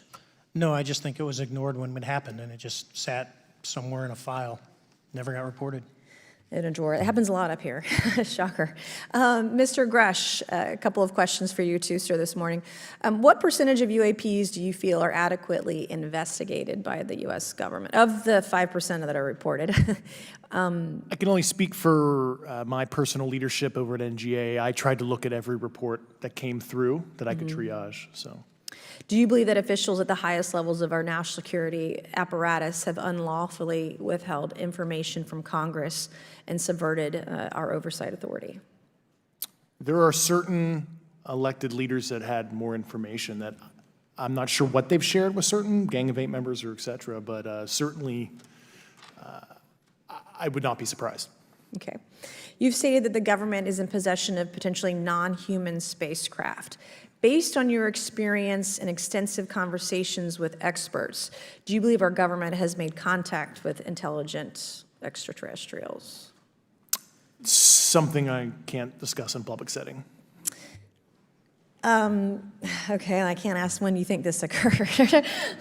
If you believe we have crashed craft, stated earlier, do we have the bodies of the pilots who piloted this craft? As I've stated publicly already in my News Nation interview, biologics came with some of these recoveries, yeah. Were they, I guess, human or non-human biologics? Non-human, and that was the assessment of people with direct knowledge on the program I talked to that are currently still on the program. And was this documentary evidence, this video, photos, eyewitness? Like, how would that be determined? The specific documentation I would have to talk to you in a skiff about. Gotcha.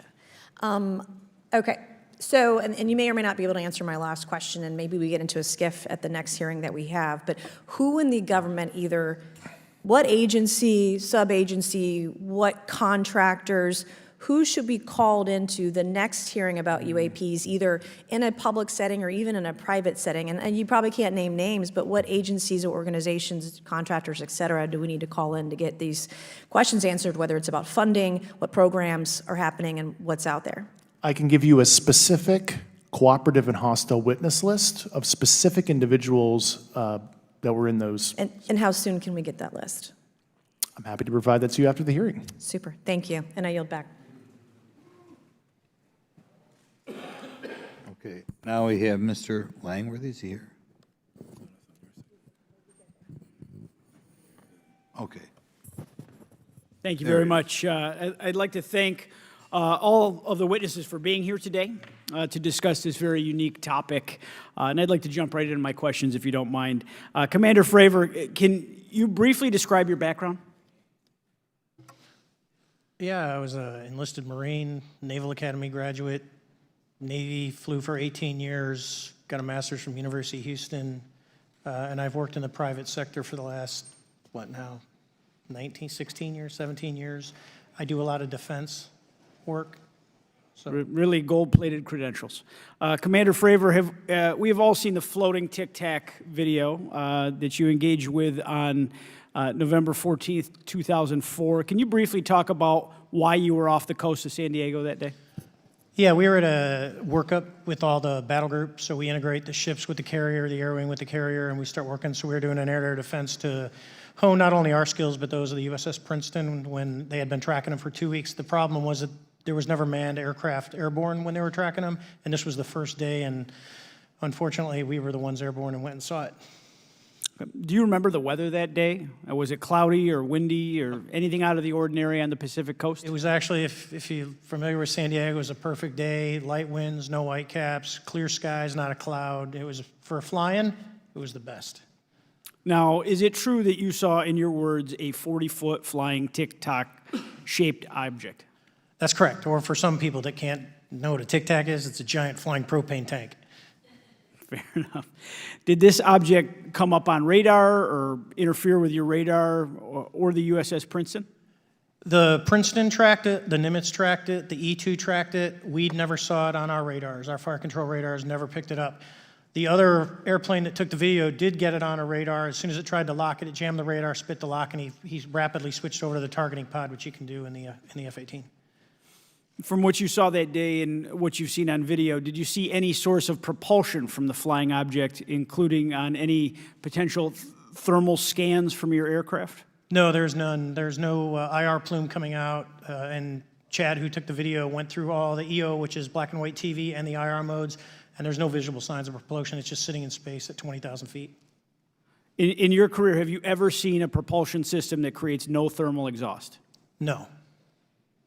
Can you describe how the aircraft maneuvered? Abruptly, very determinate. It knew exactly what it was doing. It was aware of our presence, and it had acceleration rates. I mean, it went from 0 to matching our speed in no time at all. Now, if the fastest plane on Earth was trying to do these maneuvers that you saw, would it be capable of doing that? No, not even close. And just to confirm, this object had no wings, correct? No wings. Now, was the aircraft that you were flying, was it armed? No, never felt threatened at all.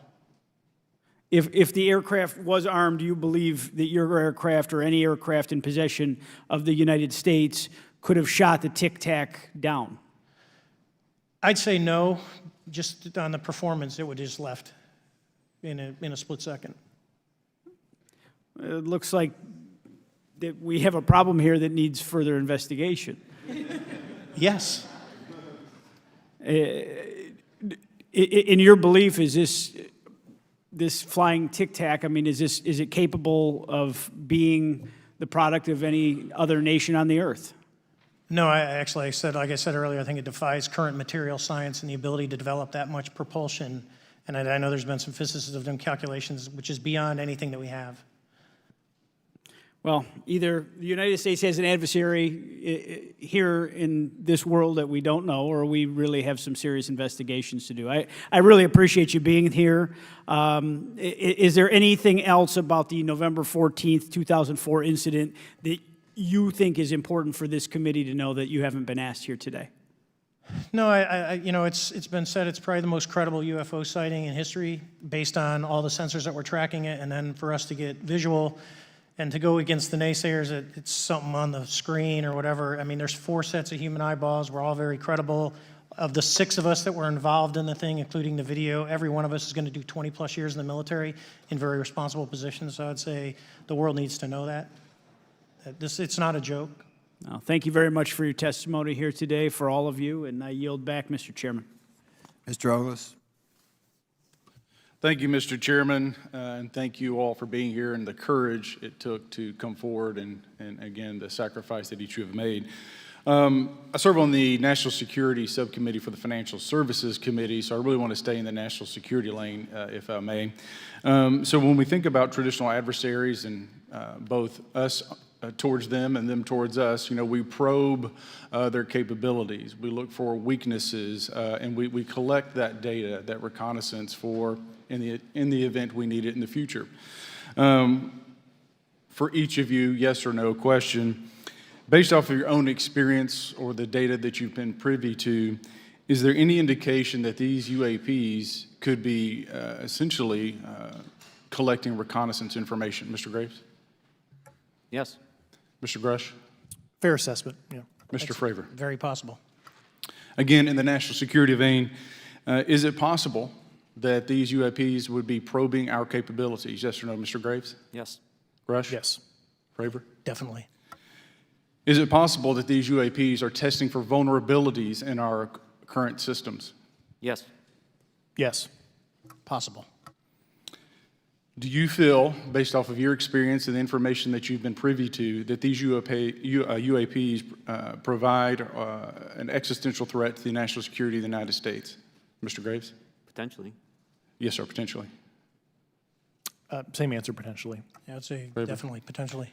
Mr. Graves and Fravor, in the event that your encounters had become hostile, would you have had the capability to defend yourself, your crew, your aircraft? Absolutely not. Sir? No. Is, based off of the information that you've been privy to, is there any indication that these UAPs are interested in our nuclear technology and capabilities? Yes. By external observation, sure, that could be a fair assessment, yeah. Yes. Is there any indication that the Department of Energy is involved in UAP data collection and housing?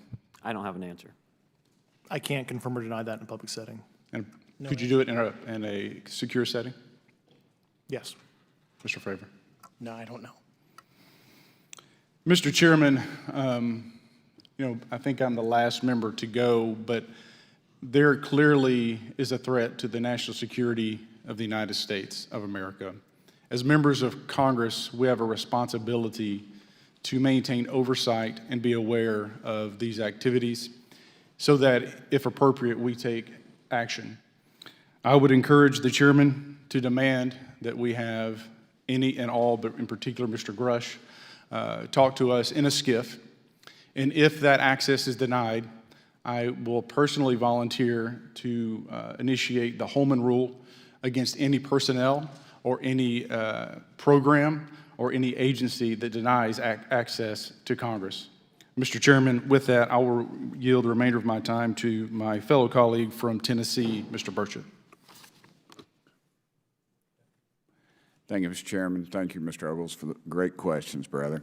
Mr. Grusch, I might have asked this before, but I want to make sure. Do you have any personal knowledge of someone who's possibly been injured working on legacy UAP reverse engineering? Yes. Okay. How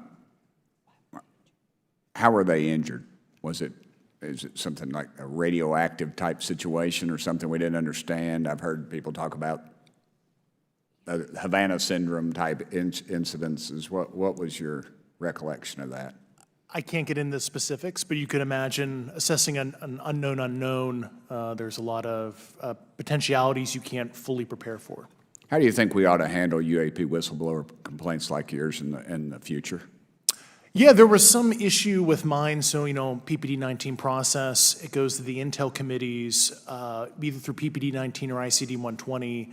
There's not a good way for the Intelligence Community Inspector General to provide that to other committees. And I asked my information to be sent to the House and Senate Armed Services Committee because there are Title X equities at play, but there was no smooth process to do so. Yeah. It's a trash can. Are you aware of any individuals that are participating in reverse engineering programs for non-terrestrial craft? Personally, yes. Do you know any that would be willing to testify if there were protections for them? Certainly closed door and assurances that breaking their NDA, they're not going to get administratively punished for so. Yeah. I yield, Mr. Chairman. Thank you. We're going to do something a little bit out of the ordinary here.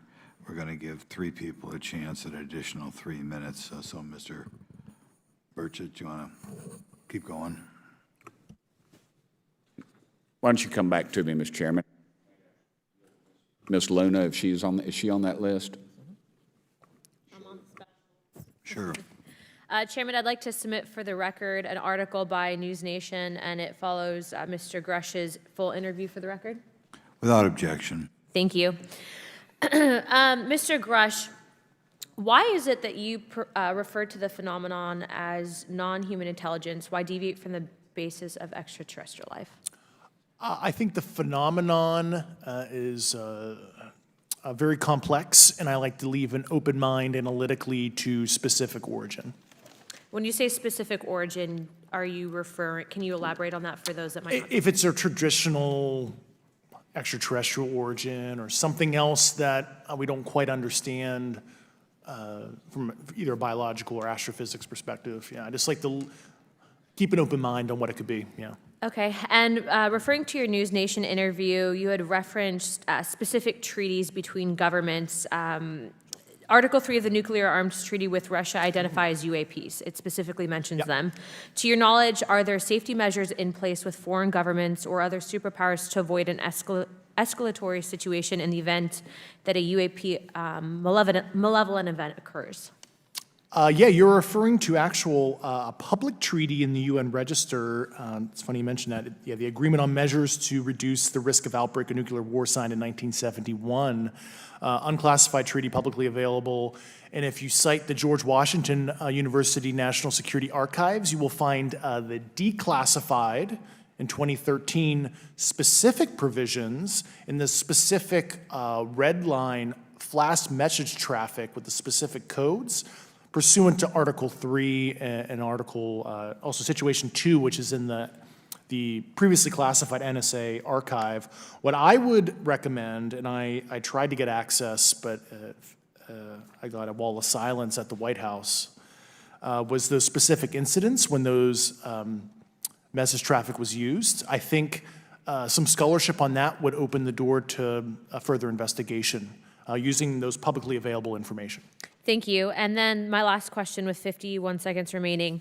You mentioned white-collar crimes potentially being taking place in regards to a cover-up. Can you please elaborate?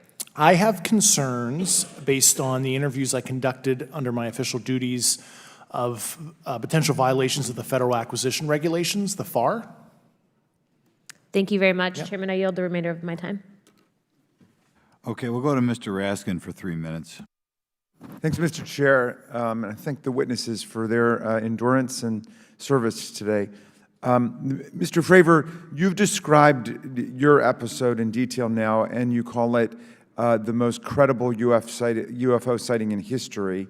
But I wonder, was this the first time that you encountered a UFO or a UAP in 2004? Yes.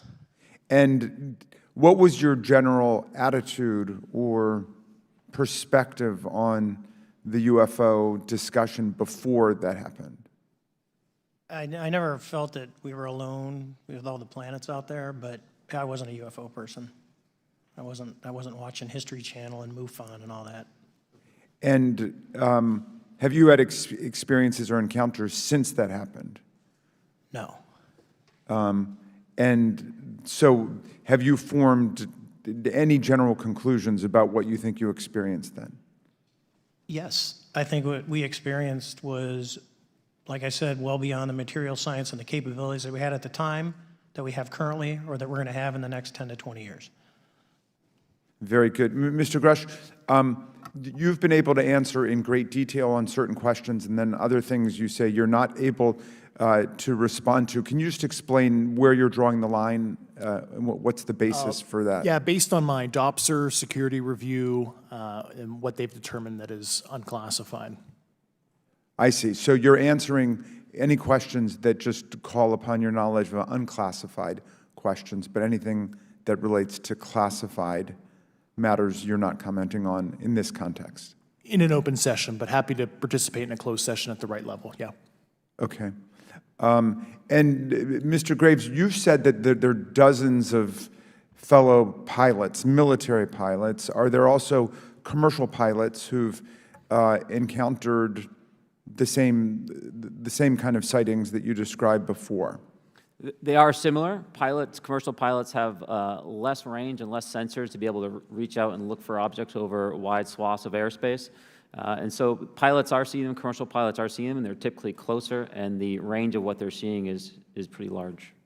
What is the most vivid, concrete sighting with the naked eye of the objects that you described before, the cube-like objects?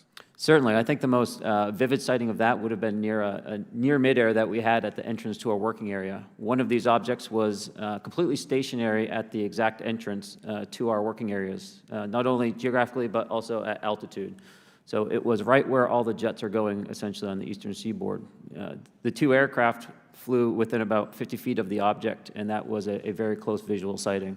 And you were in one of the aircraft? I was not. I was there when the pilot landed. He canceled the mission after, and I was there. He was in the ready room with all his gear on, with his mouth open, and I asked him what the problem was, and he said he almost hit one of those darn things. He said he was 50 feet away from it? Yes, sir.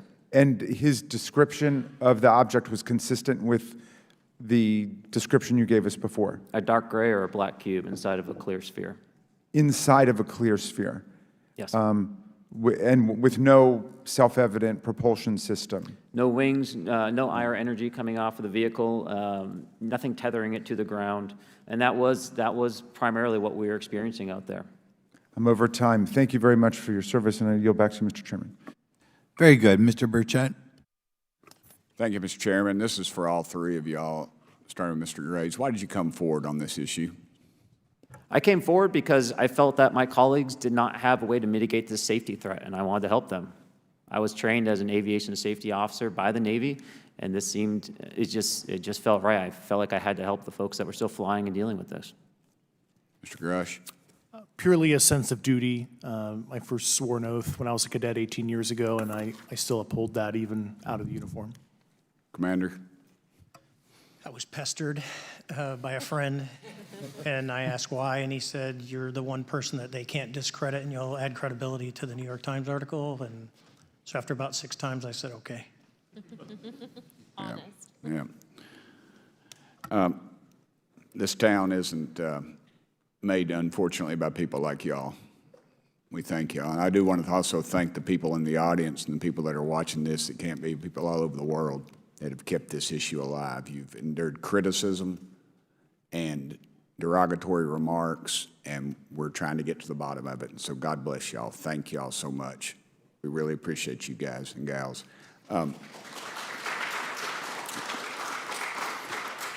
That's why we need term limits. Y'all keep clapping, us politicians just keep talking. So let me ask y'all, how can the public contribute to UAP reporting, and what avenues you think are available to the public to report these sightings?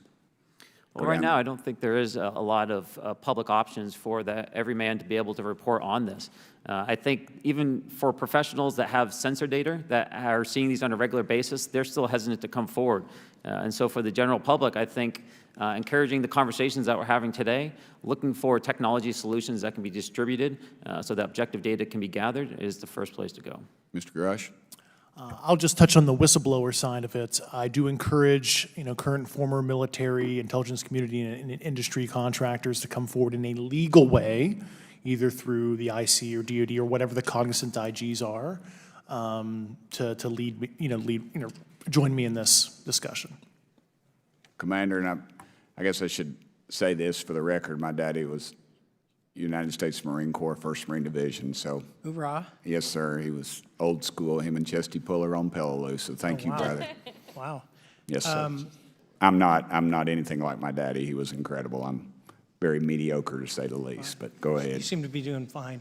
Yeah. For me, I was an accident investigator, so the biggest thing that you learn, and I think that witnesses need to do is, one, don't try and make the fish bigger than it was. Stick to the facts, write it down, and don't speculate what you think it is because it will sway your decision. Just write the facts down. We can get all the facts together and we can start to investigate and get a real honest story instead of it was this big. Thank you all, and I want to thank everybody. We made history today. Mr. Chairman, I yield. Thank you much, Mr. Garcia. Thank you. I know now we're going to be making some closing remarks, and so I just wanted to say a few things. First, to our witnesses, I want to thank all of you for being here with us today. I know that it takes a lot of courage. You're telling really important information to this committee, and I just want to thank you also for all three of you, your service to our country. I also want to just note that today's hearing was both important but also serious, and I want to thank our subcommittee chairman, Mr. Grothman, I think for running a very fair and substantive hearing. I do want to thank the committee staff on both sides for the amount of work that it took to put this hearing in place, and certainly to all the members that have been involved in this issue prior to the hearing. I also want to note for our witnesses and for the public that I'm a freshman member of Congress, and I've only been here for 7 months, but this is by far the most bipartisan conversation and discussion that I have seen happen in the Congress. And I think that a topic of this significance as it relates to our national security, as it relates to information that we're trying to gather for the American public, does bring people together, and I think that's been really great to see. I think it's also important to note for the public, today in our hearing, we had on our side also both our full ranking member, which is Mr. Raskin, and our vice ranking member, which is Ms. Ocasio-Cortez, both here at our hearing. I think it shows the importance and seriousness that our side of the aisle is taking to this important hearing, but also to the broader issue as it relates to working with our Republican counterparts on this committee. I want to additionally add that I think it's really important that we have and continue these discussions and these hearings.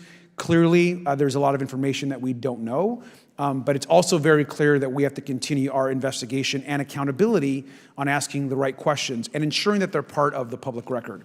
One thing that was important today is some folks might wonder, why are we asking questions that might already be out there or that have been asked before? It's important that they're asked and put into the public record as it relates to this committee. And so I want to thank you for, answering some questions multiple times. I know, not just in maybe meetings you had with some members, but also here in the public. Let me also just add an additional note that it's important also that our friends in the media and those that are not just reporting on this hearing, but that have reported on this topic and that may in the future, the media has an important role in this process. And it's very important that the media engages, does independent investigation, and reports on not just what happened today, but what they see independently as what is happening around UAPs in the broader community. That is also an important public benefit that we have in trying to get the information and the facts as it relates to this. Let me also just say finally that as a teacher and an educator and a longtime teacher and researcher, that I also really believe in following facts, in doing your homework, and in making sure that you follow science as we try to get as most information as possible. And so I want to thank you all for agreeing to do that today. Transparency is a cornerstone of government. We live in a vast galaxy, a lot of unanswered questions, and thank you all for being here today. Mr. Chairman. Thank you. I'd like to one more time thank Mr. Burchett and Ms. Luna for bringing this to our attention. It's a topic that has interested me since I was in school. It was a very illuminating hearing. Obviously, I think several of us are going to look forward to getting some answers in a more confidential setting. I assume some legislation will come out of this. Sure. I apologize, Mr. Chairman. I need to compliment the folks in my office that did a lot of the work on this. Rachel and Noah sitting behind me here. They're very quiet and humble, but if without them, this thing would not have come off like it did, so I apologize. Thank you. I think we're going to want to look into what we can do to make more of this information public. I think there's certainly a time period after which it should always be made public, and people have been concerned about these issues, like I said, since I was in high school. But in any event, I'd like to thank everybody who was here, sticking through the entire hearing. Without objection, the members will have 5 legislative days to submit materials and to submit additional written questions for the witnesses, which will be forwarded to the witnesses for their response. If there's no further business, without objection, the subcommittee stands adjourned.